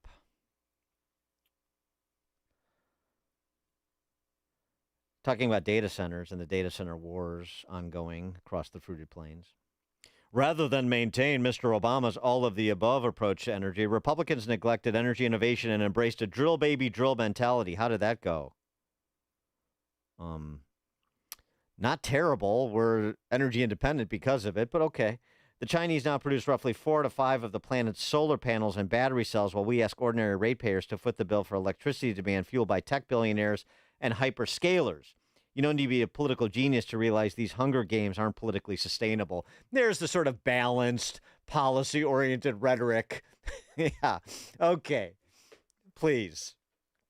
Feeding the hysteria while pretending to be the, hey, let's let cooler heads prevail here. Let's have a reasonable discussion about the AI revolution and tech and data centers and community interests and so on and so forth. Instead, it's this, I'm a reasonable guy, but Hunger Games and hyperscalers and tech billionaires, all the buzzwords.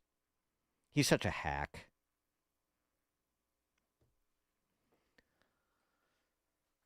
And it's so tiresome. But I tell you what, there is, as our next guest wrote about, there is one example where the progress towards solutions with respect to supplying the necessary energy to power a $30 trillion economy in today's numbers. There's one example where the Neo-Luddites were successful, and that's nuclear. So it can be done, and I wouldn't be dismissive of the political forces afoot, particularly in this populist era, that cross the spectrum when it comes to data centers and tech development. Not when you have Comrade Bernie out there wanting the government to take a 50% stake in all tech companies, AI companies. Mark Mills is the founder and executive director of the National Center for Energy Analytics. He joins us now. Mark, thanks for being with us. Appreciate it. Great to be back, Dan. And tell me what you really think about your former mayor. Well, it's probably more vitriolic than you'll get elsewhere, just because we had 8 years of him as mayor, in addition to his time as a congresshuman, in addition to his time at the White House, and he's just, this act just gets so tiresome, and yet it persists. But talk to us. Give us your perspective on the data center wars, because you wrote an extensive piece over at City Journal about it. Yeah, and thanks for that, Dan. It was, I thought a lot about the data center resistance, which is growing, and I've got another piece coming out shortly in City Journal, because it's not just growing, but it's metastasizing. It's an iconic, pivot around which both Republicans and Democrats are having political challenge. And Mark, you're fading on us a little bit. Just Oh, is that? Yeah, that's better. Sorry about that. That's a little better. Yeah. So let's just take a statement that Rahm Emanuel had in his Wall Street Journal piece about how China has been brilliant about capturing the solar market, and how we made the mistake of using Trump's line, drill baby drill. To your point, the fact that the United States is now the world's biggest producer and exporter of natural gas and oil products has helped stabilize the disruption that goes on in markets, whether it's in the Strait of Hormuz or anything else that will happen in the future. So that's a good outcome. But the most important point is the construct that is being peddled. And it's embarrassing that some people on the other side of the political aisle have bought into this construct. The data centers are increasing the cost of electricity for people. The data show, not the data centers, but the actual data show that's not true. What's increased the cost of electricity is almost entirely the result of state and federal mandates and subsidies to push more solar and wind on the grids. That's what's increased the cost of electricity. The data centers that are being built haven't been built yet. They're not consuming electricity yet. It's like worrying about how much gasoline you're buying for your car while the car is still in the factory and you haven't even taken delivery of it yet. There's a causation problem with this trope that's being peddled. So it is reasonable to worry about what will happen when these big data centers come online.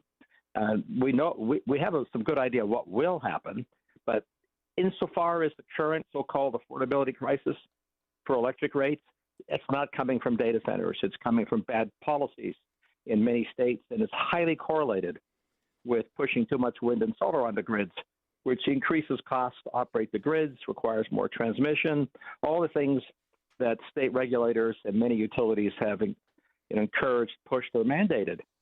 So it's a rich irony, I guess you'd have to say. So what they're hoping to do is harvest the money, to use Bernie Sanders' words, of tech oligarchs to pay for their sins of the past and hide the mistakes they've made in energy markets. And the nuclear example too. I mean, it's as you write about. I mean, that's the one. Particularly with the climate change hysteria on the wane. This is something that these Chicken Littles can grab onto, but they don't usually find success. Although they didn't find success at a massive cost over the last 30 years with respect to climate change. And, the apocalyptic predictions, the supremacy that punctuated that movement. So, I mean, it wasn't wholly unsuccessful. They imposed a massive cost for no particular reason. But with nuclear, they were actually able to staunch the development of nuclear power. Oh, absolutely. So you framed it precisely correctly. There have been real costs to American citizens and the Europeans, frankly, for imposing climate-inspired energy policies. The West, Europe and the United States have spent close to $20 trillion over the last 2 decades to avoid using oil and gas. And what has happened over those 2 decades is the consumption of oil and gas has increased, not decreased. And for those who have anxiety about carbon dioxide emissions, they've gone up. They haven't leveled out. They haven't gone down. Or put in simple terms, that $20 trillion has bought nothing except the transfer of wealth. A lot of it from American taxpayers and ratepayers to China, which sells, of course, the materials and chemicals for the solar panels and the batteries. The thing that worries me is that while I feel like the data center resistance movement is disingenuous and highly politicized, I do worry, to your point, that we should not take it lightly. We should not assume that they won't succeed in impeding the development and production of new technologies like data centers and AI for productive uses, because they succeeded. The left succeeded in essentially killing the domestic U.S. nuclear industry. There was no new nuclear power plants built over the last 2 decades, except for 2 at great expense in Georgia. And good on Georgia Power for getting it done. But we have essentially seen zero advancement in the domestic U.S. nuclear industry almost entirely because of the success of the resistance movement that was launched by the left, which, and this is my speculation, but I think the data and history show this, the anti-Vietnam War movement was looking for something new to latch its political machinery to, and that was partly environmentalism, but especially anti-nuclear activism. And if you chase the history of the movement, they sort of steered the machine over towards frightening people about nuclear energy. Now people have learned and understand that the incredibly safe machines, fantastic technology, but we essentially abandoned it. We're having to rebuild it. It's enormously expensive to rebuild an industry, and we're behind. China is building more nuclear power plants than any other country in the world, using the technology pioneered in the United States. Well, and you know, to build nuclear in this country is not your old nuclear power plants from a couple of generations ago. You have these modular nuclear power centers that are coming online that are safe, effective, more efficient, don't have the same NIMBY problems that nuclear power plants have. Well, first of all, let's be clear. If you're building a nuclear power plant today, you're going to be building the big guys that we've been building and know how to build for years. The new ones, the new small ones, which will become practical in due course, are all aspirational at the moment. And also, just to be clear, the framing that the new ones are safer than the old ones, okay, I get that. I mean, it's a marketing push that the small reactor guys are pushing. And trust me, I love small reactors. I think they're great. I can't wait to own my own personal reactor in my house. Okay, but, there you go. By the way, that's a supercharged generator, yeah. Well, you know, there are several reactor designs that are that size. They're mainly for the space program, but they are sized for your house, the size of a large commercial refrigerator. You probably can't buy one, but they do exist. But seriously, the big reactors are very safe. They've been incredibly safe. The only nuclear power accident that sadly has killed people was a disastrous design, the Soviet, Chernobyl. Chernobyl, design. yeah, right. And those kinds of reactors don't exist in the West. No one would ever build something like that except the Soviets. So the idea that the new ones are safer than the old ones is sort of okay. Zero fatalities is zero, right? It's hard to beat zero. No, I don't necessarily mean the old ones are unsafe. I just meant, the efficiency and the space and the NIMBY issues more. Yeah. But I won't. Let's just go. Let's go with what the anti-nuclear movement is saying and the environmental movement is saying. Almost without exception, today's environmentalists oppose nuclear energy. Still. Right. Yeah. So you can bet the first time somebody tries to cite a small reactor in a place where there hasn't been one, that the anti-nuclear NIMBYism will pop up again. I just don't believe for a second that they're going to give up, and that they will look for ways to oppose it. But you're absolutely right. So, a smaller reactor that has essentially an on-off switch that you could put in the ground and doesn't need fueling except every 5 to 10 years.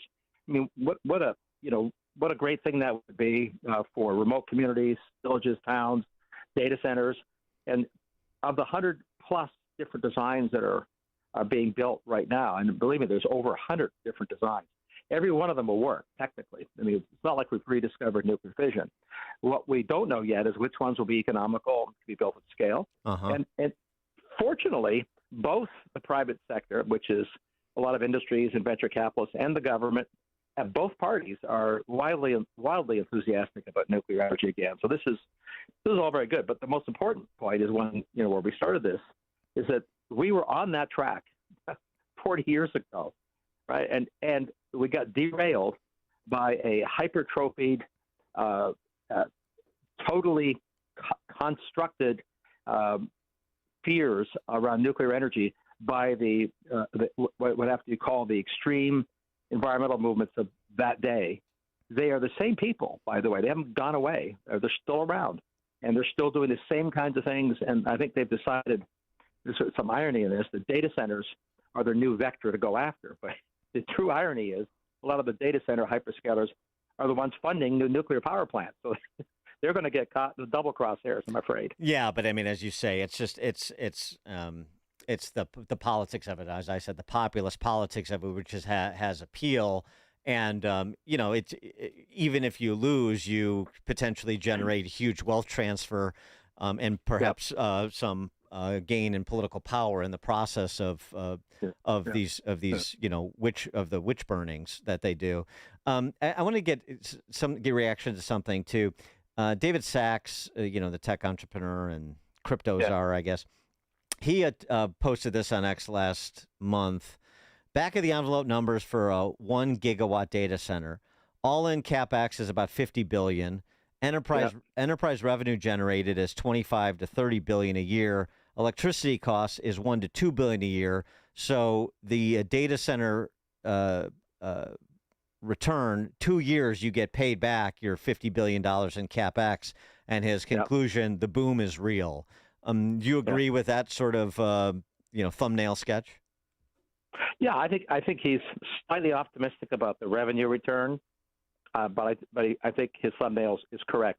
And the important part of that thumbnail is that it tells you that the reason there's a boom going on is because the people doing the building.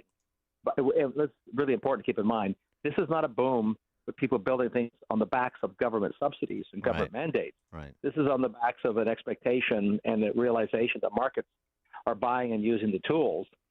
You could take to the bank that as it has happened with every new technology, we will eventually overbuild the capacity to supply what people want in the short term. That'll happen. That's what competition does.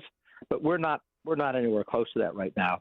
There's a really interesting point in his data, which I've written about as well, is that if you look at a $50 billion data center that generates $25 billion a year of revenue, the electricity costs are 5% of operating it. So, the $1 billion and change. Well, that will tell you something, right?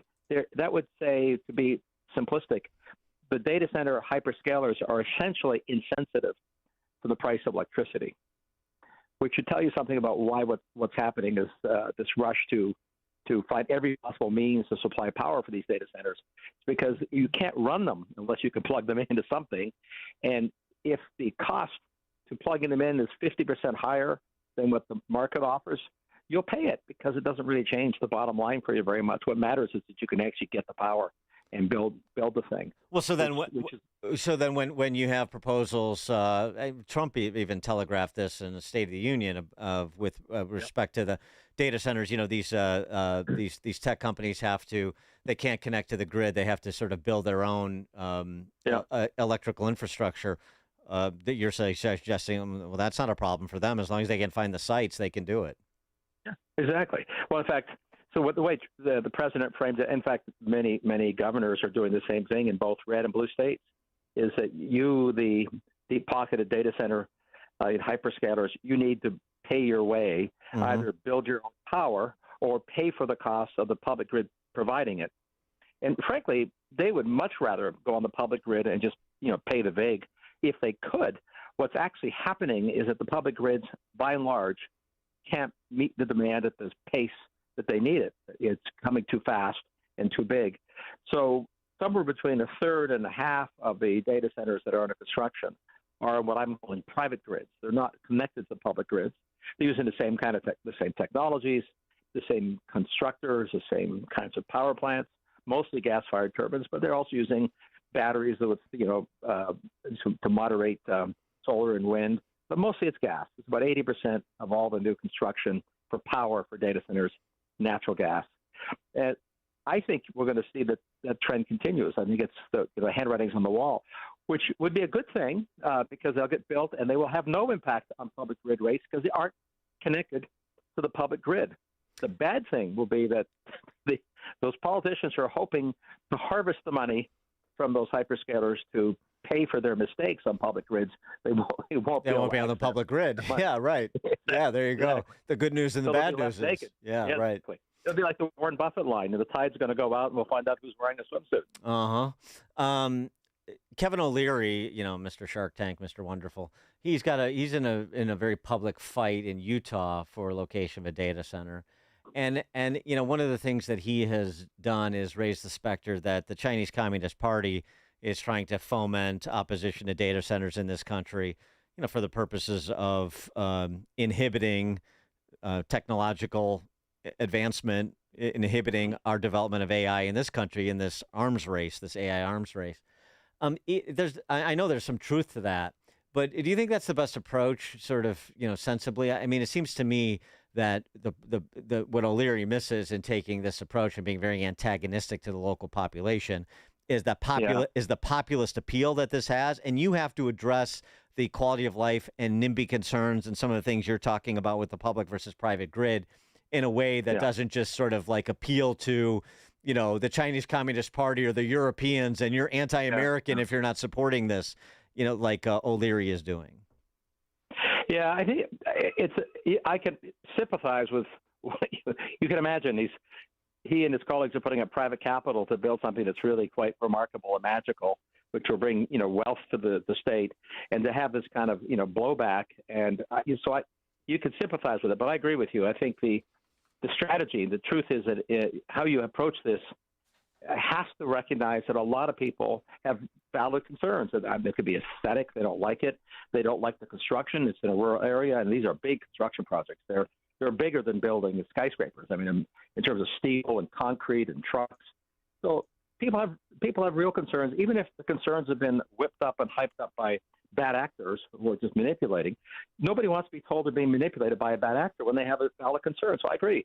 Really, every industry has had this problem, including the nuclear industry, by the way, in the early days. How do they get their so-called social license to operate, to build, to have the local community accept them coming there? I mean, think the analogy is exactly the same. Nuclear power plants, these massive, gigawatt nuclear power plants don't provide any electricity for the people who live in the area where the plant exists. The electricity is sent on grids far away.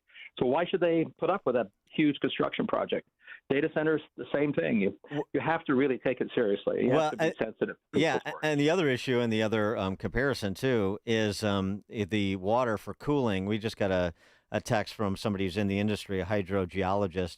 A huge issue for data centers, water for cooling. I work to find sources and model groundwater modeling that predicts effects on groundwater source and impacts on flow. So this is certainly part of the discussion at the local level, too, is what the cooling that's required, the water that's needed for the cooling of these plants, and what impact, if any, will it have on our water tables, and that's an aspect of the quality of life discussion. Well, so those are the kind of questions that are reasonable to ask, but this is where the problem begins, where people are making claims and saying things that are just not only wrong, but in fact egregiously wrong. So the truth is, if you need a lot of water for cooling anything, you have to get permissions in any jurisdiction here in the United States to use water. The other truth is that data centers don't have to net use water. They can do what's called closed loop cooling, the way a car works. You just recirculate the water and you blow fans across the radiators. But this is the key point. In the kind of locations where data centers are being put, which is farmland and semi-rural, rural territory, the amount of water that a data center uses in areas is a fraction of the amount of water that, say, a corn farm uses. In fact, irrigating the land that Kevin O'Leary is planning to put his data centers on uses 200 times more water for agriculture than the data centers will use. 200 times more for agriculture. So if you really worry about water use and water tables, and this is, of course, an ongoing issue in the United States, then the things you have to focus on are not data centers. They're agricultural use of water. So the solution is, in fact, what some of these hyperscalers are already doing, is they're getting involved in local water issues to not be a net user of water, but a net creator of net new water by cleaning up unusable groundwater, salty water, and not just to cool a data center, but provide more water to the local community and agriculture. So I think they figured this out, but what's going on in the meantime, even though they're doing the right thing, and based on what I've seen announced, what's actually happening, the hype and the misinformation around the idea that data centers are massive water users and polluting groundwater tables, they've sort of taken the playbook out of fracking and applied it to data centers. And if ever there were a misapplication of real data, well, this was a prime example. So it is a concern from people, but it's not a real concern in terms of what's actually happening. Mark Mills is the founder and executive director of the National Center for Energy Analytics. His latest piece, Data Center Resistance, Deja Vu All Over Again, that we were discussing. Mark, thanks as always. Always appreciate your insights and industry knowledge. Appreciate it. It was great to be on. Have a great summer. Good to talk to you again, Matt. Good to talk to you. And Mark joined us on the alphawealthgroup.com answer line. Now let's check the headlines with Mike Scott. 834, 64 degrees. More clouds, a bit windy, a few breaks of sunshine, and there could be a chance of thunderstorms by the afternoon with a high of 75. Multiple people are under arrest after discussing plans to attack a UFC event at the White House. 5 people are in custody and nearly 24 individuals have been identified as part of a potential network of plotters intending to crash explosive-laden drones in the buildings near the White House and then storm the White House gates during Sunday's UFC Freedom 250 event. Officials say the FBI first learned of the alleged plot last Wednesday and arrested one suspect in Cincinnati. Investigators then uncovered signal chats with discussions of the plans. One suspect is said to have told investigators the goal was to target capitalist elites, billionaires, and politicians receiving donations from the American Israel Public Affairs Committee. At the White House, Jared Halpern, Fox News. Georgia, Alabama, Oklahoma, and Washington, D.C. are holding primary elections today. President Trump touting a newly announced deal with Iran at the G7 summit. Vice President J.D. Vance also spoke about the new deal. What the agreement does say, Sean, is again, if the Iranians behave, and if there are sanctions relief, and if the Iranians are integrated into the world economy, we would invite other countries, not us, but other countries to invest in their country. It also allows for a 60-day window for the U.S. and Iran to strike a nuclear deal. A suspect in a deadly shooting is seriously wounded after an officer-involved shooting on Chicago's North Side. A 27-year-old man riding a bike in Grant Park was shot and killed this morning around 12:15 a.m. in the 300 block of East Jackson Drive. A proposal to transfer ownership from the entity that holds the rights to the city's infamous 2008 parking meter deal, approved under former Mayor Richard M. Daley and transferred to New York-based Stone Peak, is under review and on hold. In a letter sent to the mayor, 22 city council members demanded more information before moving forward with any proposal. And a South Suburban Catholic school is closing this year.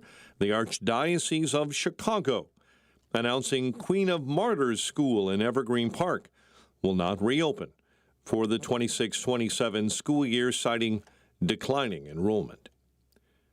The Bulls have apparently hired their next new head coach, Tiago Splitter. Cubs 5-4 winners over the Rockies. First-place White Sox battle the Yankees. The news, a service of the AM 560 mobile app. Listen to AM 560 on your smartphone or mobile device when you download the AM 560 mobile app at 560theanswer.com/mobile. A check of the roads coming up in 2 minutes on AM 560. Alex Marlow sees no support from the fake news. And I think what the president is doing is essentially managing expectations towards a defeat.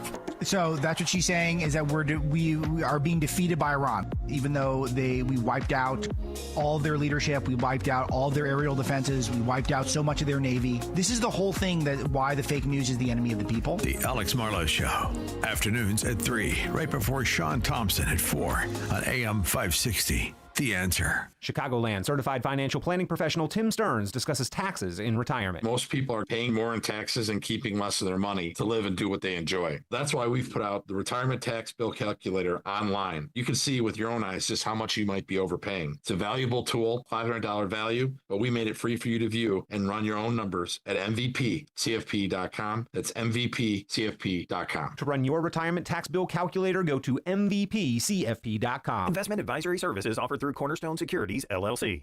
Welcome to another edition of Tuesdays with Tim. My friend Tim Stearns, a certified financial planner with TJ Stearns Financial Planning in Arlington Heights. Tim, how are you? Welcome back. Doing well. Thanks for having me. Tim, for more than 25 years, you've been helping clients achieve financial security and peace of mind, which has to be rewarding. Doing it a long time. You've got a lot of success stories on a daily basis, I'm sure. Can you give our listeners an example of a family that you've helped out recently that comes to mind? We had a 65-year-old call who had been listening to your show, and he called us and he said, he wanted to know, do I have enough assets? I'm really tired of working. I'm burnt out, etc. And he didn't know if he had the resources, and he didn't have the knowledge to get to the answer of that. So we helped him prepare a Protect and Grow blueprint. And by doing that, we helped position his money for income and cut back on the risks that they had in their current portfolio. Thank you, Tim. If you're in your 50s or 60s, I want you to speak with my friend Tim Stearns, TJ Stearns Financial Planning. Tim will help you structure and optimize your savings to prepare for 20 to 30 years of enjoyable retirement. Call Tim today to schedule your free consultation and get your free Protect and Grow blueprint. Call 1-800-640-2256. Again, that number, 800-640-2256. Tell him I sent you when you call Tim at 800-640-2256.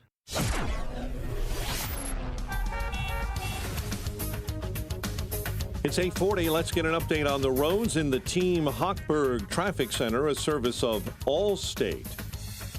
In Stone Park this morning, an accident involving a school bus smashing into a utility pole. Lights are out at the intersection of Lake and Manheim. Police on the scene. First responders are there as well. There's no report of any major injuries right now, but we'll keep our eyes on that in Stone Park this morning. Roadwork delays on Route 53 northbound between the Ike and Kirchhoff. Delays on DuSable Lakeshore Drive northbound between Bryn Mawr and Hollywood. Disabled vehicle left lane block inbound on the Dan Ryan in the locals at 51st. Wish you could save on home insurance? With Allstate, you could easily save and get quality protection. It's a win-win. So what are you waiting for? Check Allstate first for a quote today. You're in good hands with Allstate. Chicago's Morning Answer continues next. But now, check of your forecast in the Air Right Heating and Cooling Weather Center. Cloudy, breezy. Could be a shower or thunderstorm by the afternoon with a high of 75. Get the latest weather, traffic, and news updates online at 560theanswer.com. Now, from the Signature Bank Studios.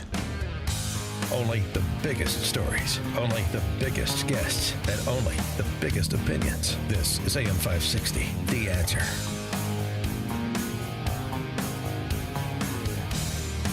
Top of the morning, Dan Proft here. Repeating something we mentioned earlier. You can add the name Merlin Liu. That's L-U, Merlin Liu. He's a UIC student by way of Naperville, Neuqua Valley High School. Who's the man responsible? You add his name to the pantheon of race hoaxsters like Jussie Smollett and whoever put the noose, quote unquote, at the Obama land site. Bubba Wallace. On and on and on and on. He's the one who put up the burning cross at Grand Park that the credulous Chicago Press Corps reported as a possible hate crime. Chicago police, their spidey senses must have been tingling because they said from the outset and never changed their view. This was an arson investigation. Something seems off here. The judgment of experience in Chicagoland.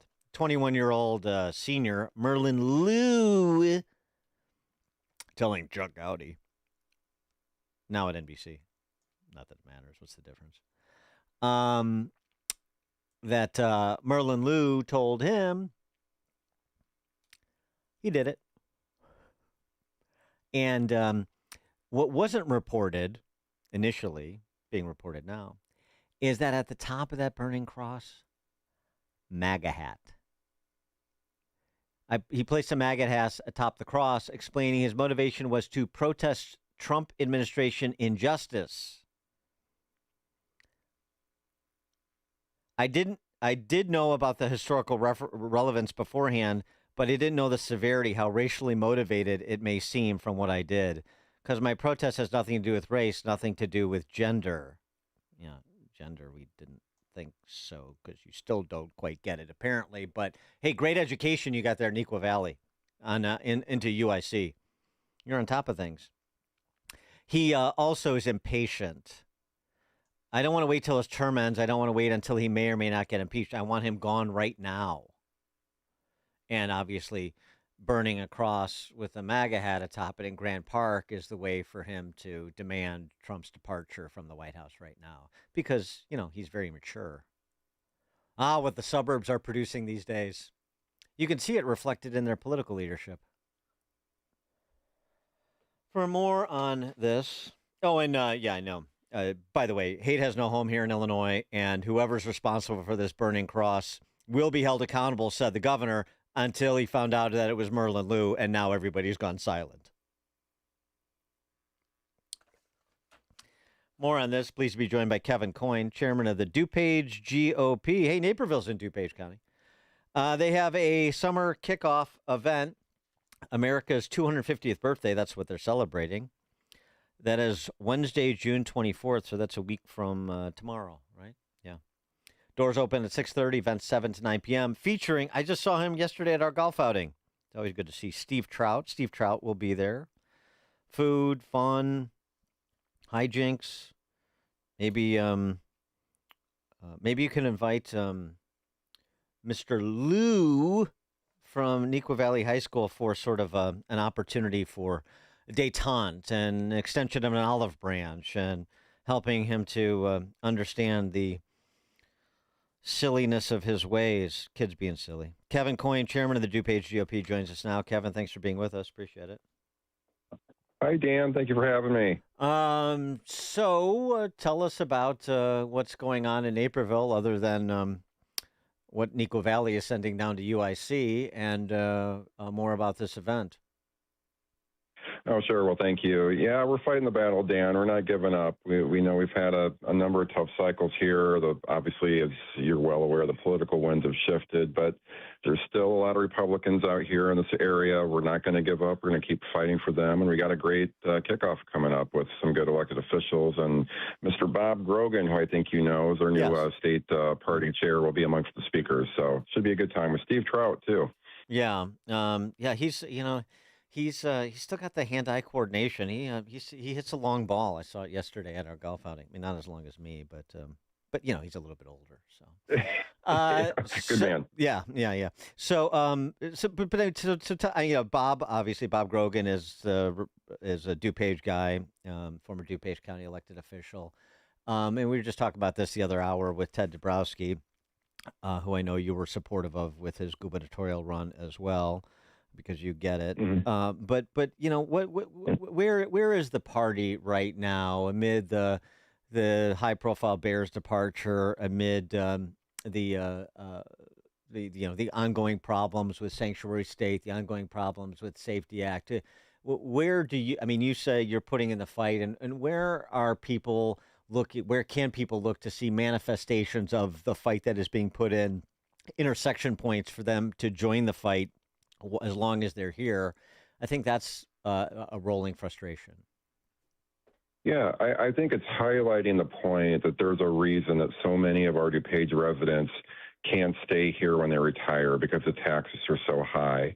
Why people are fleeing our state and our businesses, including the Bears, are leaving. And the answers are always rooted in failed blue Democratic policies, which keep coming and we becoming more and more extreme. The BUILD Act is a great example, and it's a worst kept secret.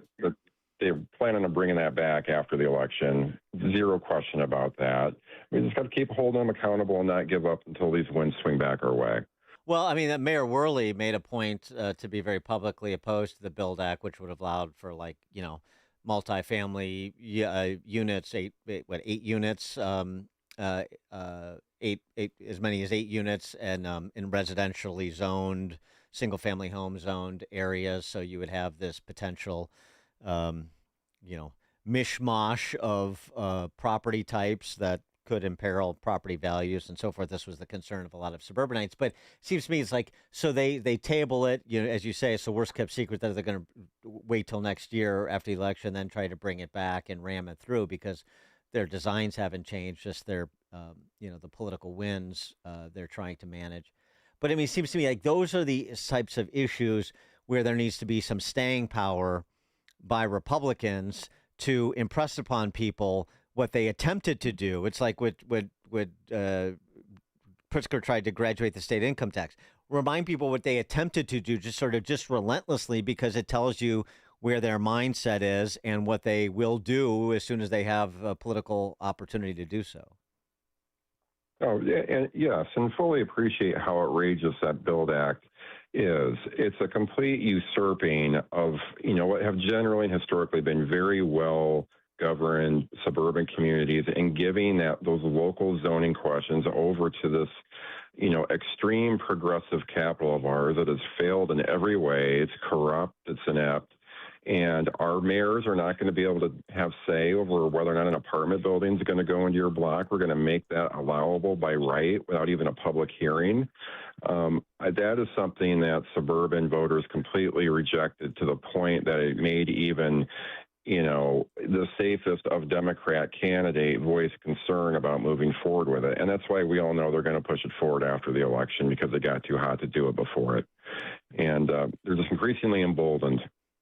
So what is like the conversations, the types of conversations you have with Republican candidates running locally or for state office in Naperville? I mean, it's, what does it look like? What's the way back for the Republican Party in places like Naperville and DuPage County? Because if you're not winning there, you're never going to win statewide because the votes aren't there. You have got to be, the Republican Party has got to be a party of the suburbs, and it's not right now.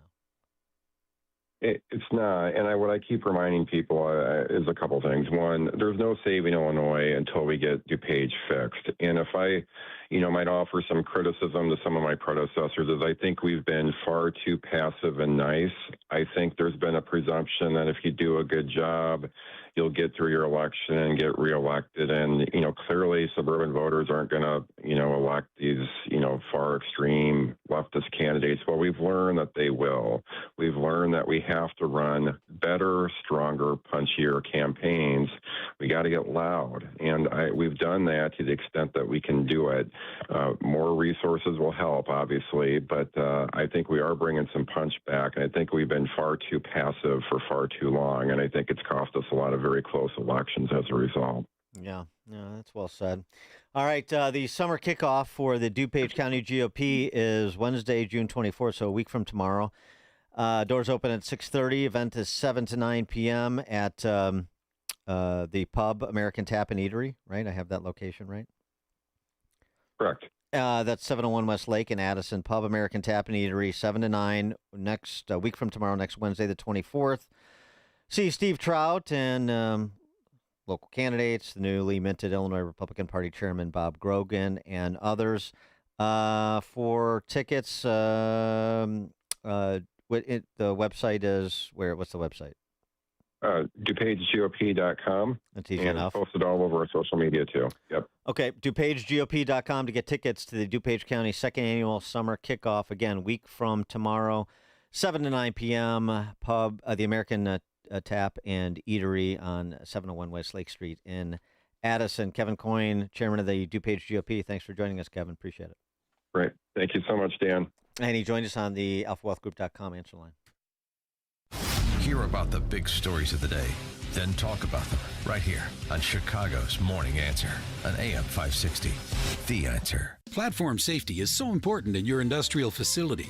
You need to keep personnel safe and meet OSHA requirements. Experience one problem with your platforms, and you could be facing costly fines or worse. Vans Industrial helps you meet OSHA standards to keep your employees safe. Hi, I'm Dave Van Camp, president of Vans Industrial. As a metal fabricator, I know the importance of keeping your workplace safe. Vans Industrial is a specialty contractor, uniquely equipped to design, fabricate, and install safety equipment including steel catwalks, handrails, stairways, and ladders. Our team of union building trades mechanics can inspect existing systems, engineer solutions, fabricate quality steel products, and install it all, creating a safer workplace environment. Call 833-VANS-IND for a free inspection of your building. See what else they can do for you. Visit vansindustrial.com. That's VANS Industrial.com. Quality craftsmanship since 1964. Chicagoland certified financial planning professional Tim Stearns discusses taxes in retirement. Most people are paying more in taxes and keeping less of their money to live and do what they enjoy. That's why we've put out the retirement tax bill calculator online. You can see with your own eyes just how much you might be overpaying. It's a valuable tool, $500 value, but we made it free for you to view and run your own numbers at MVPCFP.com. That's MVPCFP.com. To run your retirement tax bill calculator, go to MVPCFP.com. Investment advisory services offered through Cornerstone Securities, LLC. Welcome to another edition of Tuesdays with Tim. My friend Tim Stearns, a certified financial planner with TJ Stearns Financial Planning in Arlington Heights. Tim, how are you? Welcome back. Doing well. Thanks for having me. Tim, for more than 25 years, you've been helping clients achieve financial security and peace of mind. Can you give our listeners some examples of how you've helped clients over the years? A couple of your listeners called in. They're a married couple. They're in their 60s. They were really concerned and tired of trying to manage their own investments. So their accounts were quite big, but they felt like they needed a little help with it so they didn't screw up at this stage of the game. So they couldn't afford to lose any money in the market moving forward, and trying to manage retirement on a fixed income was kind of a daunting task for them. So with about $1.5 million in 401k savings and other stocks and bonds, we rearranged their portfolio so that they had guaranteed future income, less volatility in the market, and of course tax savings. So now they have this peace of mind because they know that they have a protect and grow blueprint. Thank you, Tim. If you're in your 50s or 60s, I want you to speak with my friend Tim Stearns, TJ Stearns Financial Planning. Tim will help you structure and optimize your savings to prepare for 20 to 30 years of enjoyable retirement. Call Tim today to schedule your free consultation and get your free Protect and Grow blueprint. Call 1-800-640-2256. Again, that number, 800-640-2256. Tell him I sent you when you call Tim at 800-640-2256. Are you turning 65 and thinking about Medicare? Or are you over 65 and haven't enrolled yet because you still have coverage at work? Either way, Medicare done correctly will be the best health insurance you will ever have. Imagine having an annual deductible of only $283. There are only two good things about aging, wisdom and Medicare. But to navigate the Medicare maze properly, you need a mentor. Best part? My guidance costs you nothing. Call me. I can help. If you're tired of calling a bureaucrat at an 800 number to help you navigate Medicare, then you need a local expert on your side, your own health insurance mentor. C. Stephen Tucker from healthinsurancementors.com is someone I know and trust. He's a 30-year licensed broker who's been educating our listeners for more than a decade. Steve, how can our listeners get in touch with you? Thanks, Dan. They can visit healthinsurancementors.com or call me directly at 630-674-1551. That's 630-674-1551. The IRS just lost thousands of experienced agents. Unfortunately, your tax debt didn't disappear with them. Right now, the IRS is understaffed and overwhelmed. Now is the time to put your IRS issues behind you. Do you owe $10,000 or more to the IRS? Has the IRS garnished your wages yet? Have they grabbed your bank account yet? They will if you ignore them long enough. This is Patrick Noon with PJN Tax Solutions Group. We are a local tax resolution firm located right here in St. Charles, Illinois. Don't call some 1-800-FIRM 10 states away. We're right here. Listen, this is your window of opportunity. Our tax resolution team knows exactly how to leverage the chaos. But you need to act before the IRS regroups. Call us now. The IRS is in disarray. We are not. 630-415-5296. That number again, 630-415-5296. Or just Google, I want the IRS off my ASS. AM 560, The Answer.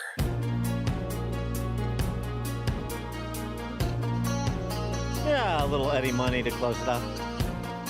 Can you imagine this for your obit? We're talking about earlier in the show, stories to celebrate America 250. And again, email me, dan@danprof.com.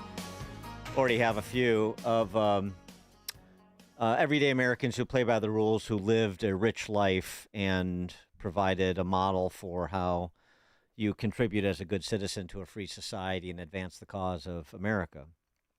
People that don't have the fame attendant to their passing or their lives. The examples they provided. Can you imagine this? The actress who played the mom on the sitcom Alf, the headline for her obit in Variety: Alf star Annie Sheedine dies at 77. Family remembers her, quote, burning hatred for Trump. Can you imagine having that be the headline in your obituary?